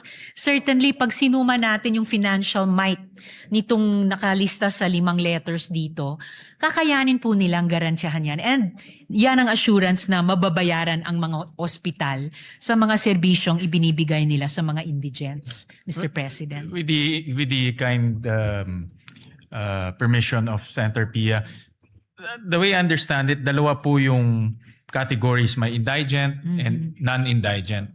Ang indigent, hindi na po pwede mag-issue ng promissory note. Dito papasok si DSWD para to assure the payment to the hospitals. For non-indigent, pwede pa rin mag-issue ng promissory note backed by the 5 different guarantees. So, in Maaari other po, words, Mr. President. I think that's the way it's structured. But that is correct. Yeah. So I think ang suggestion ko is to make it very clear that for indigent, it's the government that will assure the payment to the hospital so that yung operations nila, I see the point of Senator Pia, hindi ma-hamper yung operations nila. I think that should be stated clear in the bill. Para kung ako man si hospital, walang promissory note, si government na will step in and pay for my arrears. Yes, Mr. President, and will do to make it clearer. Pero salamat din sa pagbanggit kahit yung mga non-indigent, halimbawa yung mga middle class. Minsan kahit middle class po ay maaring kapusin. So this could be like a range of financial buffer para sa mga pasyente. Yung mga indigent talaga, at least masasandigan nila itong mga institusyon, and yung non-indigent, if necessary at kung magkakwalipika sa mga criteria, maaring mag-avail of din kahit partially. Pero syempre, alam naman po natin ang pinakamadalas na de-detain dahil may bill or may balanse pa sa bill ay yung mga mahihirap. So sila po yung pinaka aasahan sana natin dito sa 5 nakalista. Yeah, well, I suggest for the indigent, good sponsor, malista natin yung DSWD, DOH, PhilHealth, even PCSO, yung mga government institutions who provide assistance, so that kung ako yung hospital, alam ko, assured din ako na mababayaran din ako. Yun ang, I think Senator Pia is correct in saying, pag maliit ka, wala ka ng, you rely on your cash flow eh. Pag mawawala yung cash flow na yun, mahirapan sila to continue with their operation. And we'll provide some suggestions to that effect. Salamat, Mr. President. So ngayon pa lang, I could see 2 possible conditions na isasama natin or criteria. Kapag indigent patients, no promissory note. And for other patients, maaring may promissory note pero backed up pa rin by the 5 securities bilang guarantee sa ospital. And I thank the good Senate President for those that additional guidance. Mr. President, we could suspend for the moment so that we can fix the provision with the staffs, both of the good gentlewoman and the Senate President. Yeah. So with that, Yes, yeah. but what thank you for that. Thank you for the clarification, Mr. Senate President, because that's exactly what I was trying to say. All right. I was just pointing that out, that it is not clear where that money will come from. And what we have not established is what is that amount. Because I am prepared later on when we resume to show that the amount I have is much more than, I think Her Honor said 7 to 10 billion, if I'm not 5 mistaken. to 7 billion pesos. 5 to 7. The Mr. numbers I President. have are much bigger. I just want to study it a little bit more because it's not my goal to prolong this. I also want to Tama, pass 7 this. to 10, Pero sorry. I want to be responsible about this. Otherwise, I will have to make a reservation in the passage of this measure because when the budget time comes, or even before that comes, mark my word, pipila ang ating mga private hospitals to object to the passing of this. And we don't want that. No, we want them to know that it's a Senate that listens to the people and passes responsible bills. Thank you, Mr. President, for your clarification. Just correct my last note, Mr. President. 7 nga po, 7 to 10 billion pesos. My numbers are Thank you, much Mr. higher, Mr. President. President. Session suspended.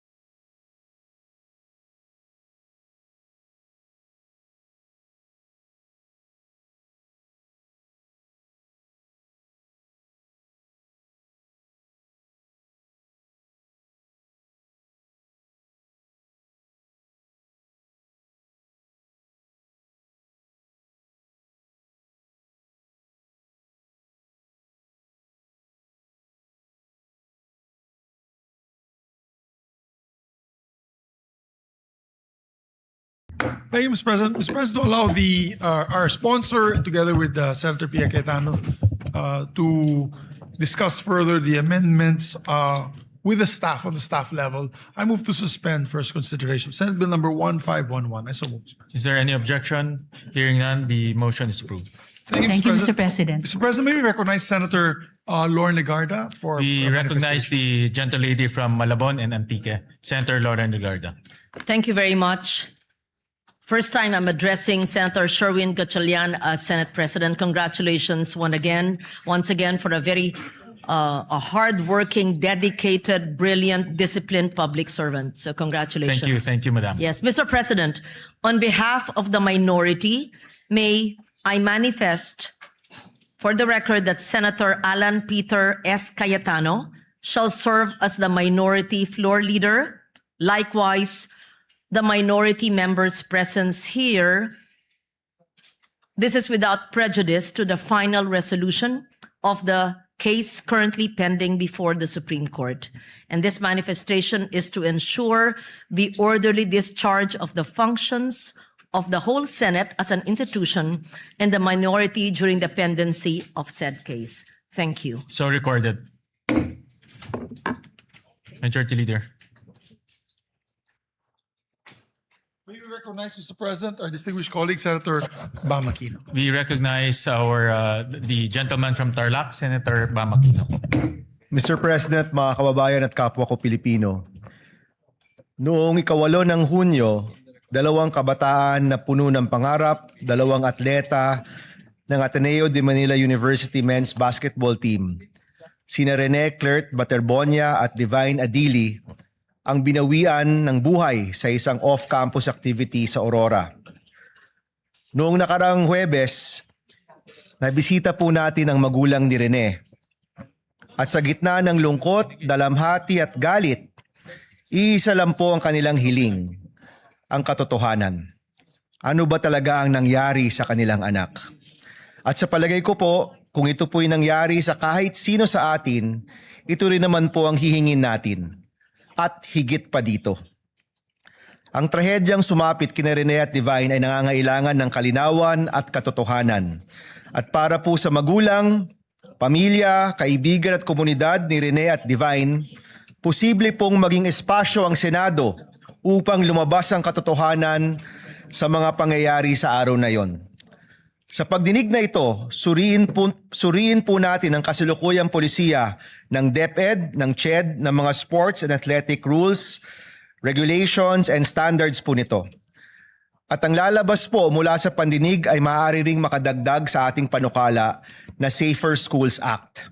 Kaya hinihiling po namin na atasan ng Committee on Basic Education at Committee on Justice na isagawa ang isang pagdinig at pagsiyasat ukol sa trahedyang ito.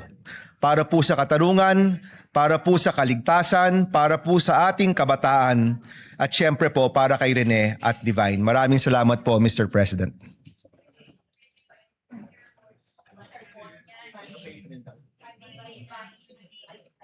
Can you write it down? Mr. President, I move that the manifestation of the speech of the good gentleman from Tarlac and Republic of the Philippines be referred to the Committee on Basic Education and Justice. I so move, Mr. President. Before we refer, kami rin po ay nakikiramay po sa pamilya po ng 2 nasawing Ateneo basketball players, si Rene Baterbonia at si Divine Adili. At kami po ay nakikisa at nakikiramay po sa pamilya ho nila. At nakakalungkot po dahil nakita ko po yung talento ni Rene at consistent na nagiging MVP siya sa iba't ibang paligsahan. At nakakahinayang dahil napakalaki po yung kanyang potensyal at mabibigay po na karangalan sa ating bansa. So nakikiramay po ko sa kanilang pamilya. We refer this to, upon the request of the good sponsor, we refer this to the Committee on Basic Education. Basic Education and Justice, Mr. President. Basic Education and Justice. Thank you, Mr. President. Mr. President, just some housekeeping matters. Earlier, we elected in the morning members of the committees. We had not or we rather had elected the deputy majority leaders afterwards. So now I have to read them once again because it's not counted, Mr. President, and the committee membership. So if you will bear with me, Mr. President, with the designation of Senator Ejercito and Villanueva's deputy majority leaders, I move to elect the following members on the part of the majority. I'll just restate these, Mr. President. For social justice, there are 5 members of the majority and 4 members of the minority. And on the part of the majority, we would like to add Senator Lapid and Senator Ontiveros. I so move, Mr. Is President. there any objection? Hearing none, the motion is approved. Thank you. And of course, as I mentioned, the deputy majority leaders, Ejercito and Villanueva, are members as well. For the part of the Energy Committee, Mr. President, there are 8 majority and 7 minority. I'll move to elect the following members of the part of the majority.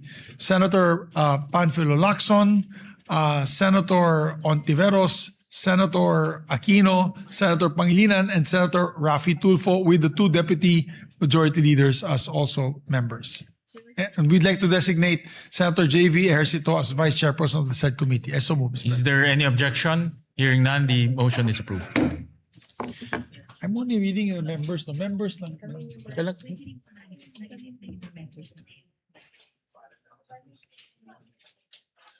Okay, yes, we'd like to also manifest for the record, with the permission of Senator Risa Ontiveros, that in the Committee on Health, Senator Bongo be made the vice chair, Mr. President. So recorded. Thank you. For the Committee on Trade and Commerce and Entrepreneurship, I move to elect the following members. Here we have majority of 6 members, minority of 5 members. On the part of the majority, Senator Escudero, Senator Lapid, Senator Pangilinan, and of course the 2 deputy majority leaders. So move, Mr. President. Is there any objection? Hearing none, the motion is approved. These are just memberships, Mr. President. I'm no longer reading the chairmanships. The chairman already, for the record. This is just for the memberships. Mr. President, for the Committee on Agriculture, there are 9 members of the majority, 8 members of the minority. I move to elect the following members of the part of the majority. Senator Ontiveros, Senator Aquino, Senator Lapid, Senator Erwin Tulfo, Senator Raffy Tulfo, Senator Escudero, and the 2 deputy majority floor leaders, Senator Ejercito and Senator Villanueva. So move, Mr. President. Is there any objection? Hearing none, motion is approved. Mr. President, for the Committee on Science and Technology, there are 4 members of the majority, 3 members of the minority. I move that we elect the following members. On the part of the majority, of course, we already had elected the chairperson, Senator Aquino. Members are Senator Pangilinan, Senator Ejercito, and Senator Villanueva. So move, Mr. President. Is there any objection? Hearing none, motion is approved. On the part of the Committee on Justice and Human Rights, there are 5 members in the majority, 4 in the minority. And this is, of course, headed by Senator Kiko Pangilinan. I move to elect the following members: Senator Lacson, Senator Ontiveros, and the 2 deputy majority leaders, Mr. President. Is there any objection? Hearing none, motion is approved. Mr. President, on the part of the Committee on Rules, which yours truly is heading, I move to elect the following members on the part of the majority: Senator Pangilinan, Senator Erwin Tulfo, Senator J.V. Ejercito, and Senator Villanueva. So move, Mr. Is President. there any objection? Hearing none, motion is approved. Mr. President, on the part of the Committee on Women, Children, Family Relations, there are 6 members of the majority, 5 in the minority. I move that on the part of the majority, of course, the chairperson, Senator Risa Ontiveros, the members are Senator Aquino, Senator Pangilinan, Senator Erwin Tulfo, and Senator Ejercito and Senator Villanueva. So move, Mr. Is President. there any objection? Hearing none, motion is approved. Mr. President, on the Committee on Ways and Means, which I believe Senator Lacson is the chair, there are 8 members of the majority, 7 in the minority. The part of the majority, we have Senator Aquino, Senator Risa Ontiveros, Senator Pangilinan, Senator Erwin Tulfo, Senator Raffy Tulfo, and Senator J.V. Ejercito and Senator Villanueva, Mr. President. Is there any objection? Hearing none, motion is approved. We also have we're designating Senator Aquino as the vice chairperson of the said committee. Duly recorded. And also for the Committee on Health, as I mentioned earlier, we already designated Senator Ejercito as vice chairperson and also Senator Bongo. Duly recorded. For the membership of the Games and Amusements, we have 6 in the majority, 5 in the minority. The chair, of course, is Senator Lito Lapid. I move to elect the following as members of the majority: Senator Erwin Tulfo, Senator Escudero, Senator Lacson, of course, Senator Ejercito, and Senator Villanueva. Is there any objection? Hearing none, motion is approved. And we designate Senator Erwin Tulfo as vice chairperson of the committee. So recorded. Mr. President, on the Committee on Ethics, of course, this is headed by Senator Tito Soto, our Senate President pro tempore. There's 4 in the majority, 3 in the minority. On the part of the majority, Senator Pangilinan, Senator Raffy Tulfo, Senator Lacson, and Senator J.V. Ejercito, Mr. President. Is there any objection? Hearing none, motion is approved. Mr. President, the Committee on Public Services, there are 7 in the majority, 6 in the minority. And it's headed by Senator Raffy Tulfo.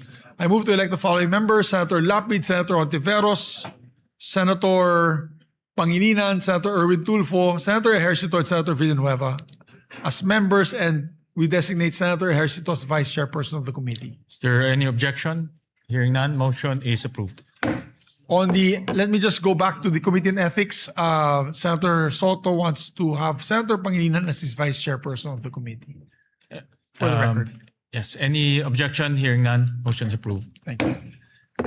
We have also elections of the new the committees of new members. On the Committee on Economic Affairs, move to elect Senator Risa Ontiveros as chairperson of the Committee on Economic Affairs. And on part of the majority, elect the following members: Senator Lacson, Senator Aquino, Senator Pangilinan. Of course, and the 2 deputy majority leaders, Senator Ejercito, Senator Villanueva. We'd like to also manifest the designation of Senator Lacson as vice chairperson of the committee. I so move. Is there any objection? Hearing none, motion is approved. Mr. President, on the part of the Committee on Environment, there's 9 members in the minority, 9 members in the majority, 8 in the minority. We move to elect Senator Raffy Tulfo as chairperson, and on the part of the majority, we elect the following members: Senator Erwin Tulfo, Senator Pangilinan, Senator Lapid, Senator Escudero, Senator Aquino, Senator Lacson, and Senator Ejercito, and Senator Villanueva. And we move also to designate Senator Escudero as vice chairperson of the committee. Is there any objection? Hearing none, motion is approved. Mr. President, for the Committee on Public Order, of which Senator Lacson is the presiding committee chair, there's 6 in the majority, 5 in the minority, and I move to elect the following members: Senators Erwin Tulfo, Senator Raffy Tulfo, Senator Ontiveros, and Senator J.V. Ejercito, and Senator Villanueva, and designate Senator Soto and Senator Ejercito as vice chairpersons of the committee. Is there any objection? Hearing none, motion is carried. Mr. President, on the Committee on Urban Planning, Housing, and Resettlement, there are 5 members of the majority and 6 members in the majority, 5 in the minority. We move to, and this is headed by Senator Chis Escudero. On the part of the majority, we'd like to elect Senator Aquino, Senator Raffy Tulfo, Senator Erwin Tulfo, Senator J.V. Ejercito, and Senator Villanueva.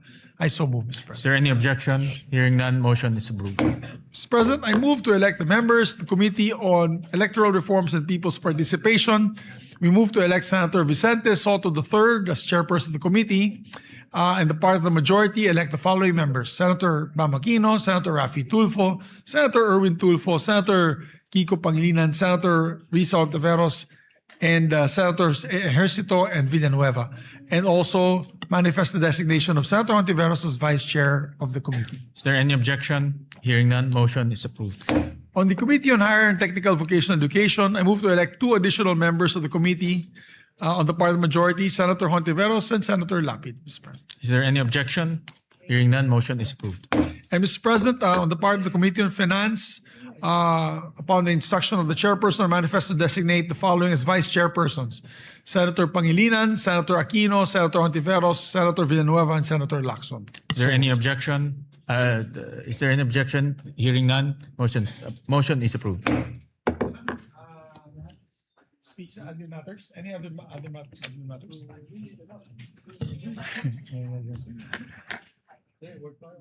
Okay, by side. Oh, yes. May I ask for a minute suspension, Mr. President? Session suspended. Session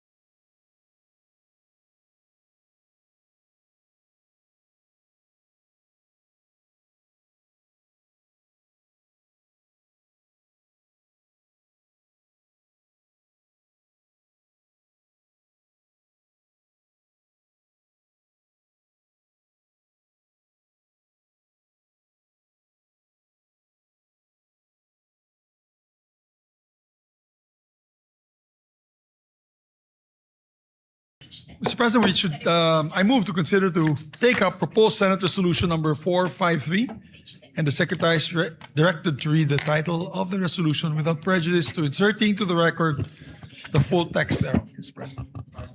Resolution informing the House of Representatives that a quorum is present in the Senate and that this body has entered upon the exercise of its functions to act on urgent legislative measures and to allow the Commission on Appointment to convene and act on appointments made to the Cabinet, the military, and the Foreign Service in accordance with the Constitution, applicable laws, rules, and regulations in a special session called by President of the Philippines pursuant to Proclamation number 1318 dated 15 June 2026.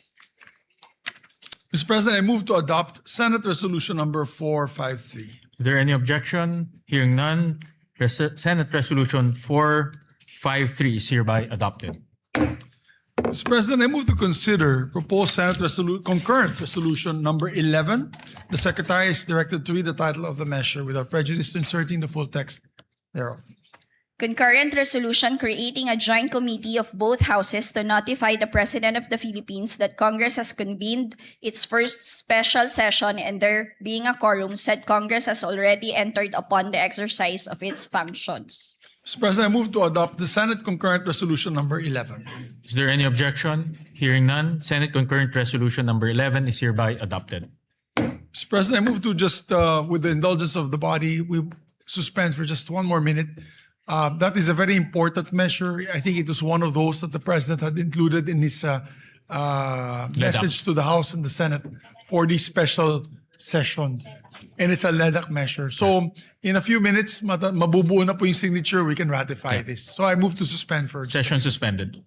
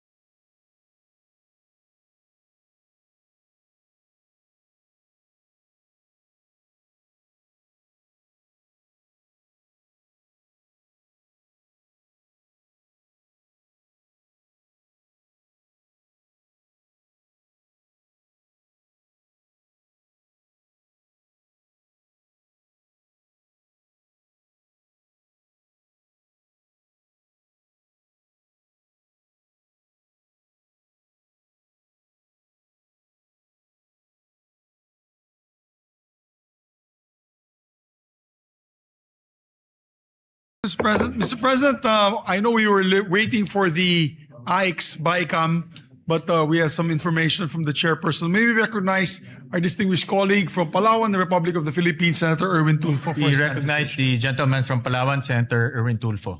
Maraming salamat po, Ginoong Pangulo, Majority Floor Leader. Nais ko pong i-anunsyo dito po sa plenaryo ngayon na yung inaantay po natin na yung AIX bill, yung Assistance for Individual in Crisis Situation, na dapat po sana ay ma-ratify natin ngayong hapon, ay hindi po muna matutuloy. Ang sa kadahilanan po na ayaw pong pumirma ng ating counterpart sa mababang kapulungan. Dahil po sa ilang probisyon at tila hindi po sila natutuwa doon po sa kasama sa probisyon na yon ng AIX, ang anti-EPAL section. Ibig sabihin po na dapat ang pagbibigay ng AIX o ayuda ay wala ng kasamang politiko o siya mismo ang nagbibigay ng ayuda sa mga tao na ang pondo ay galing sa DSWD. Na sa totoo lamang po ay hindi naman po pera ito ng politiko, ito po ay pera ng taong bayan. Ito po yata, Ginoong Pangulo, ang hindi po natutuwa ang ating mga kasamahan sa bababang kapulungan. Kaya ayaw po nilang pirmahan at kailangan pa daw pag-aralan. So ito na naman po tayo, matetenga po ang batas na ito. Kaya nga po, ano man po ang gawin natin, lahat po tayo dito sa Senado ay pumirma na po para ma-ratify na ito. Ayaw naman po ng ating mga kasamahan sa bababang kapulungan. Sana po ay magbago pa kanilang isip dahil ito naman po ay para sa interes ng mga mahihirap nating kababayan. Isang tabi po muna natin ang interes natin, ang interes ng grupo, pansariling interes. Unahin po natin ang kapakanan ng mga kababayan natin na nangangailangan ng tulong. Yan lamang po, Ginoong Pangulo. Maraming salamat po. Actually po, yung anti-EPAL provision, hindi ho bago yan. Dito po sa 2026 GAA, mayroon na ho tayong special provision, courtesy ni Senator Lacson. Siya po ang nag-present at nag-propose nung anti-EPAL provision in the 2026 GAA. So itong pinapropose po ninyo ay in-institutionalize lang, no, itong anti-EPAL provision. So maganda ho mapag-usapan to sa mga susunod na BICAM conference meeting para mapag-usapan mabuti. Pero hindi ho ito bago at ito ay kasama po sa mga reformang in-implement ho natin dito sa 2026 GAA. Hindi po sila natutuwa, Ginoong Pangulo, na ito po ay ma-institutionalize o maging isang ganap na batas na pagbibigay ng ayuda dapat po ay wala ang mga politiko dahil ito na rin po ang hinihingi ng mga kababayan natin. Dahil lumalabas po ito ay ginagamit ng mga politiko lalo na pag malapit na ang halalan, ang pagbibigay ng ayuda ng mga politiko. Subalit, ayaw po ng ilang mga kasamahan po natin sa mababang kapulungan. Kailangan pa po yata nila, Ginoong Pangulo, na sila mismo ang mag-aabot ng ayuda bagamat hindi naman nila ito pondo. Hindi naman po nila itong personal na pera.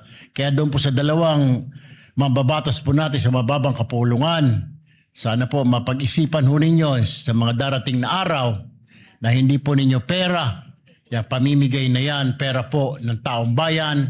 Dapat po ang DSWD lamang ang mamigay niyan at hindi kayo ang dapat nagbibigay dyan. Kung yun ang inyong gusto, na pagmumukha ninyo ay makita ng sambayanan ang pagmumudmud ng pondo ng taong bayan, bahiya naman po kayo dahil hindi nyo po pera yan, pera po ng taong bayan. Yan lamang po, Ginoong Pangulo. Maraming salamat. I'm sure po sa BICAM mapag-uusapan ho yan at nakikita ko naman po na maganda po yung layunin ng proposal po ng ating Senado. Majority Leader.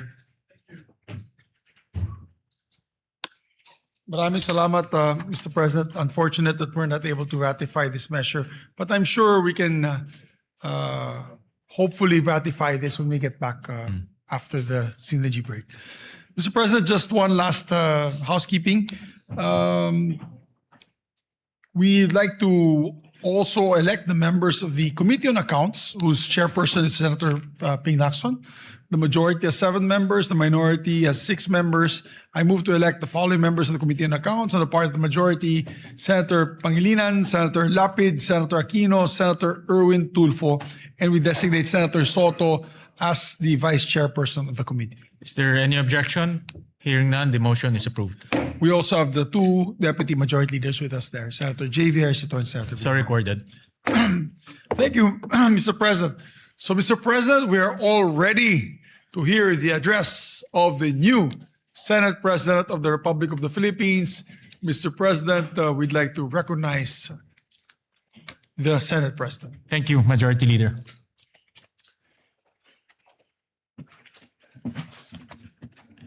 Magandang gabi po sa lahat.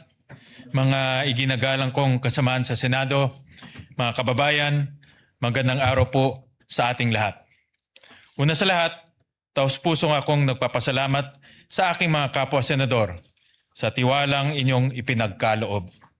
Tinatanggap ko ang tungkuling ito ng may buong kababaang loob at malinaw na pagkaunawa sa bigat ng responsibilidad na kaakibat nito. Humarap ako sa inyo bilang kapwa lingkod bayan. Handa akong makinig, makipagtulungan at ibuhos ang aking buong lakas upang gampanan ang tungkuling ipinagkatiwala sa atin. Ang pagkakataong maglingkod bilang Senate President ay hindi pangkaraniwang karangalan. Ito ay araw-araw na panawagan na maging huwaran sa paglilingkod. Higit sa lahat, ang tungkuling ito ay pananagutan sa Senado, sa ating saligang batas at sa sambayanang Pilipino. Sapagkat ang tungkuling ito ay hindi tungkol sa iisang tao, kundi sa pangangalaga sa isang institusyong dapat magsilbi sa bawat Pilipino. Patid ng buong Senado ang panawagan ng mamamayan, magtrabaho ang lehislatura, tugunan ang mga suliraning kinakaharap ng ating bansa, at unahin ang tunay at agarang pangangailangan ng ating mga kababayan. Naririnig namin kayo. Sa gitna ng mataas na presyo ng langis at bilihin, epekto ng lindol sa Mindanao, banta ng Super El Nino at iba pang mahalagang usapin, iisa ang inaasahan ng taong bayan. Malasakit, aksyon at resulta. Kaya ngayong araw, nananawagan ako sa lahat ng aking kasamaan sa Senado, mayoraman o minorya, na magsimula tayo muli. Magkaisa sa paglilingkod at harapin ng sama-sama ang mga hamon ng ating bansa. Maaaring magkaiba ang ating mga pananaw, ngunit iisa ang ating misyon, ipagtanggol ang batas at maglingkod sa bayan. Iisa ang ating layunin, alagaan ang kapakanan ng bawat Pilipino.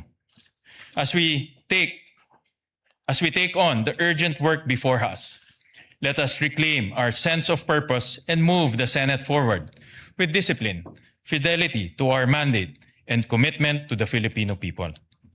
Ang nais natin ay isang Senado para sa tao, isang Senado na bukas sa pakikipag-usap, isang Senado na nakatuon sa solusyon. Sa bawat Pilipino, ito ang aming pangako. Magtatrabaho ang buong Senado para sa inyo. Muli, maraming salamat sa inyong tiwala.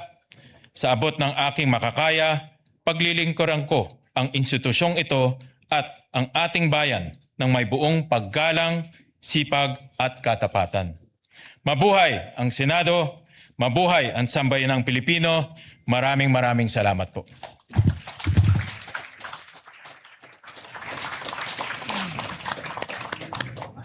Congratulations, Mr. President. And we're very happy and moved that we finally can go back to work. We thank our dear colleagues for their sacrifices all this time, of course. And I'd just like to personally put on record my deep appreciation to Senator Joel Villanueva and Senator Chis Escudero, and to all the members who took their time out to really be present here in those trying times, Mr. President. Likewise, I And, would like to uh, thank yung And the kam- accomplishments today, Mr. President, for all those who came to session, we were able to pass three bills on third reading, about 3 measures for second reading. We ratified 1 measure today. We were able to do the appointments of the generals and foreign service officers and ambassadors, Mr. President of the DFA. So, and then we elected the committee memberships and we elected the committee chairmanships. Marami po tayong nagawa. In one day, we were able to do a lot of work. And we thank all the members who are present here today, both from the majority and from the minority, Mr. President. Likewise, I would like to thank Senator Joel Villanueva. Magkasama na po muli ang kambal ng Senado. Marami na ulit magkakamali ho dahil magkahawig ho kami. At maraming salamat. Pero hindi pa rin po tayo pipigil na maghanap ng kadate mo, Mr. President. Dahil maawa naman ako ngayon sa secretariat. Baka hindi sila makakauwi ng maaga, hindi lang staff mo. So, with that, Mr. President, I move that the first session of Congress and the first special session of the 20th Congress on the part of the Senate be adjourned sine die. Is there any objection? The chair hears none. The motion is approved. Oh, wait. I withdraw my motion, Mr. President. I move to suspend. I move to suspend just 1 minute because Session we have suspended. good news from the House.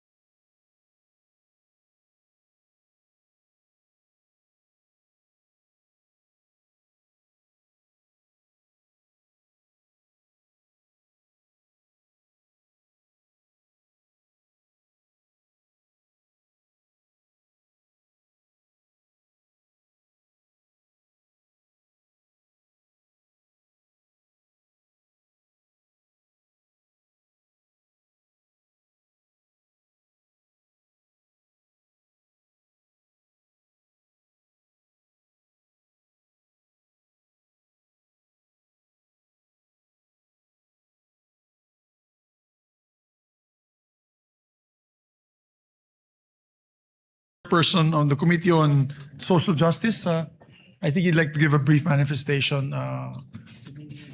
Would we recognize Senator Erwin Tulfo, Mr. President? We recognize Senator Erwin Tulfo. Mr. Chair, while we waited for several minutes for our counterpart, the lower house, to sign that AIX bill, unfortunately, we are on a deadlock. Ayaw pong pirmahan at gusto po nilang nakikiusap po na pag-aralan pang mabuti ang ilang probisyon ng nasabing panukalang batas. Partikular po ang Section 17 kung saan nakasaad po doon na bawal po ang politiko mamigay ng ayuda, lalo na po ng DSWD. Pag-aralan daw po nila doon. Hindi ko po maintindihan kung ano pa pong pag-aaralan pa. The section says, clearly specifies na bawal po ang isang politiko na mamigay ng ayuda na galing po sa DSWD mismo. Yun po yung pinagkatatalunan po namin kanina pa po. Unfortunately, we end up nothing. When we waited for them, they also waited. Pero meron pong ilan sa kanila na ayaw pong pirmahan ito dahil kailangan pa daw pag-aralan. Hindi ko maintindihan, Ginoong Pangulo, ano pong pag-aaralan doon? Is it because natatakot po sila na finally, after so many years na ginagamit itong AIX na ito para gamitin sa pamumulitika, ititigil ng batas na ito? What is wrong with that, Mr. President? I don't see anything wrong na pagbabawalan ng politiko na mag-distribute ng pondo ng DSWD for his personal gains. Well, I don't see the logic, Mr. President. Number one, hindi po natin pondo yan DSWD, AIX na yan. Hindi po dapat ginagamit ng mga politiko yan. Dapat ang DSWD ang namimigay lang yan o ang executive department, ang Pangulo, dahil siya po ang head na lahat ng agencies. Ito po ang nagiging problema, Ginoong Pangulo. So, nais ko na lamang po siguro pag-usapan po natin sa bicameral conference po ito, BICAM, para ma-ironed out ho itong mga gusot na ito. Pero ito lamang po ang Section 17 na ayaw po nila at pinapaalis po na hindi naman po tayo pumapayag dahil inaprubahan po natin dito sa Senado na ilagyan po yung clause na yan. At ginawa na po natin yan last year during our BICAM sa budget. Sinama po natin yung clause na yan na walang politiko ang dapat mamigay ng ayuda. Ginagawa lang po nating batas na ito, Ginoong Pangulo. Ayaw po na lang pirmahan. Ayaw po nilang aprubahan. Kailangan daw muna nilang pag-aralan. Ano ang pag-aaralan dito, Ginoong Pangulo? What is there to study, to review? Na yung politiko wala doon sa pamimigay ng ayuda. Dahil mapopoliticize na naman, magagamit na naman sa eleksyon, sasabihin na naman ng taong bayan, political patronage para ikaw ay sunod-sunuran sa politiko na yan. Kung hindi mo iboto yung politiko na yan, kung hindi ka bobo, hindi ka makakatanggap ng ayuda sa politiko na yan. Matagal na po kasing ginagamit yan eh. Matagal na, Mr. President. It has long been a practice. Ako ay naririnig ko na ho yan na laging ginagamit po yung AIX na yan sa pamumudmod sa mga kababayan natin ang kapalit po ng kanilang boto. We are trying to stop that tradition or whatever you want to call it, trying to stop that practice na wag nang magamit ang AIX ng mga politiko. Bagkos dapat ibigay na lang sa mahihirap, Mr. President. And I'm sorry, Mr. President, that all of us waited for several hours hoping that our counterpart would approve that. Unfortunately, it did not happen today. That's all, Mr. President. Thank you, Mr. President. And mas tama ho kayo, Senator Erwin, na mas magandang pag-usapan to sa BICAM, no? Para face-to-face BICAM, para makita natin kung ano yung kanilang mga dahilan. Majority Leader. Thank you very much, Mr. President. Mr. President, Senator Raffy Tulfo, just for the record, also would like to insert into the record his co-sponsorship speech of Senate Bill number 2272. This is the expanded National Nutrition Program. So inserted. Thank you, Mr. President. Mr. President, our dear colleague, Senator Christopher Bongo, I move to elect him as chairperson, with the permission, of course, of the members of the minority, as chairperson of the Committee on Sports and chairperson of the Committee on Youth, Mr. President, for the record. Is there any objection? Hearing none, motion is approved. And because he's the chairperson of the Committee on Youth and the Committee on Sports, he would like to avail of just a few minutes of our time to give a privileged speech on the death of his kababayan, taga Mindanao, No. may kababayan as well, taga Agusan po, itong yung isang ang player ng Ateneo, si Rene, and may we give him the time to do so, Mr. President. We recognize the gentleman from Davao City, Senator Bongo. Salamat, Mr. President. Chairperson po ako ng Committee on Sports since 2019 at bilang isang atleta rin po ay napakasakit po sa akin na makita na isang 18-year-old na basketball player na naputol po yung kanyang pangarap, hindi lang po sa kanyang sarili kundi para sa kanyang pamilya. I would like to associate myself with the earlier manifestation of Senator Bam Aquino. At ngayon po, since na-elect po muli as chairperson ng Committee on Sports, ako po'y lubos na nakikiramay sa mga naulilang pamilya at mga mahal sa buhay ni na Rene Clert, Bobet Baterbonia, and Divine Adili, na nasawi sa kasagsagan ng kanilang basketball training sa Dipakulaw, Aurora. Bilang isang Mindanaoan, atleta at basketball player mula pa noong aking kabataan, at miyembro rin po ng Senate Sentinels dito, ating back-to-back champion po sa UNTV Executive Division. Masakit po para sa akin ang pangyayaring ito. Hindi dapat maging kapalit ng pangarap ng isang atleta ang kanyang buhay at kaligtasan. I filed Senate Resolution number 449 expressing my profound sympathy and condolences to the of the Senate to the family of the athletes. Personal ko din po tayong nakikiramay sa kanilang pamilya. Binisita ko po nung June 13 mismo sa Davao, nakiramay tayo sa kanyang pamilya. At alam kong mababasa po itong resolution July na, pagbalik natin sa bago magsona. Kaya kinuha ko na po yung pagkakataon na makapagsalita ngayong araw na ito. Nananawagan rin po ako sa kaukulang ahensya ng gobyerno at mga organisasyon na magsagawa ng agaran at kumpletong investigasyon upang matukoy ang tunay na pangyayari. As of today, may report po ang CIDG na hindi po ito aksidente. Ang gusto nating malaman kung ano talaga yung totoong nangyari. The truth. Maraming katanungan ang kailangang sagutin upang makamit ang buong katotohanan. Kaisa ako sa paghahangad na malaman ang lahat ng katotohanan.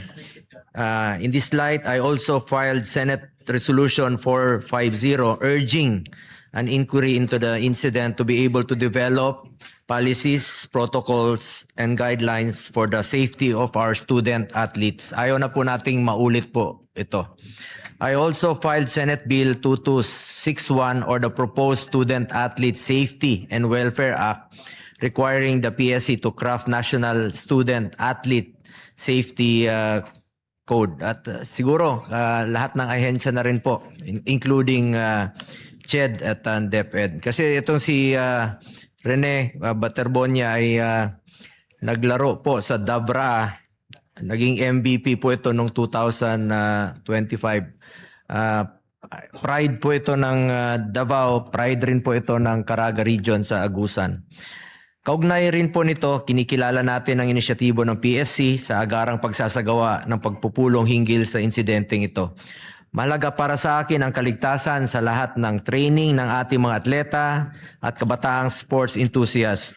Ano man ang kalalabasan ng investigasyon, hangad natin ang magresulta nito ang mahalagang aral upang maiwasan ang pag-uulit ng ganitong trahedya. Kung kinakailangan ng batas o pulisiya para maiwasan ito, handa rin tayong tugunan ito sa Senado.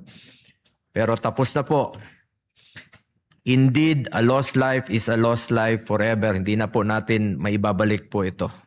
Sa huli, muli ko pong ipinapaabot ang aking taus-pusong pakikiramay sa mga pamilya ng mga biktima, lalo na sa pamilya ni Rene Clerk Bobet Baterbonia bilang kapwa ko Mindanawan.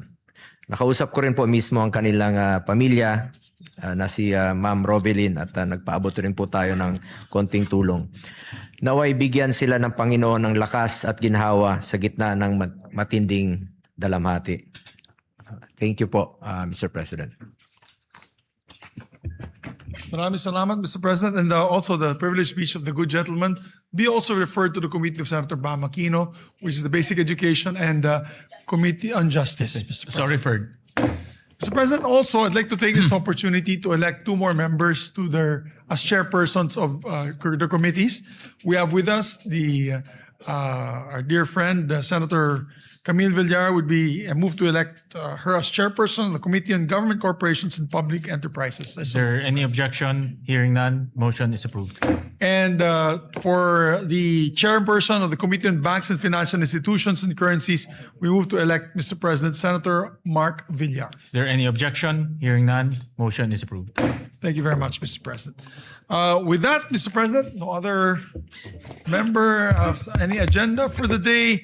I move that the first, and I will repeat my motion that I made earlier, which was naudyot ng konti, Mr. President. Akala ko may good news, pero to follow yung good news when we get back.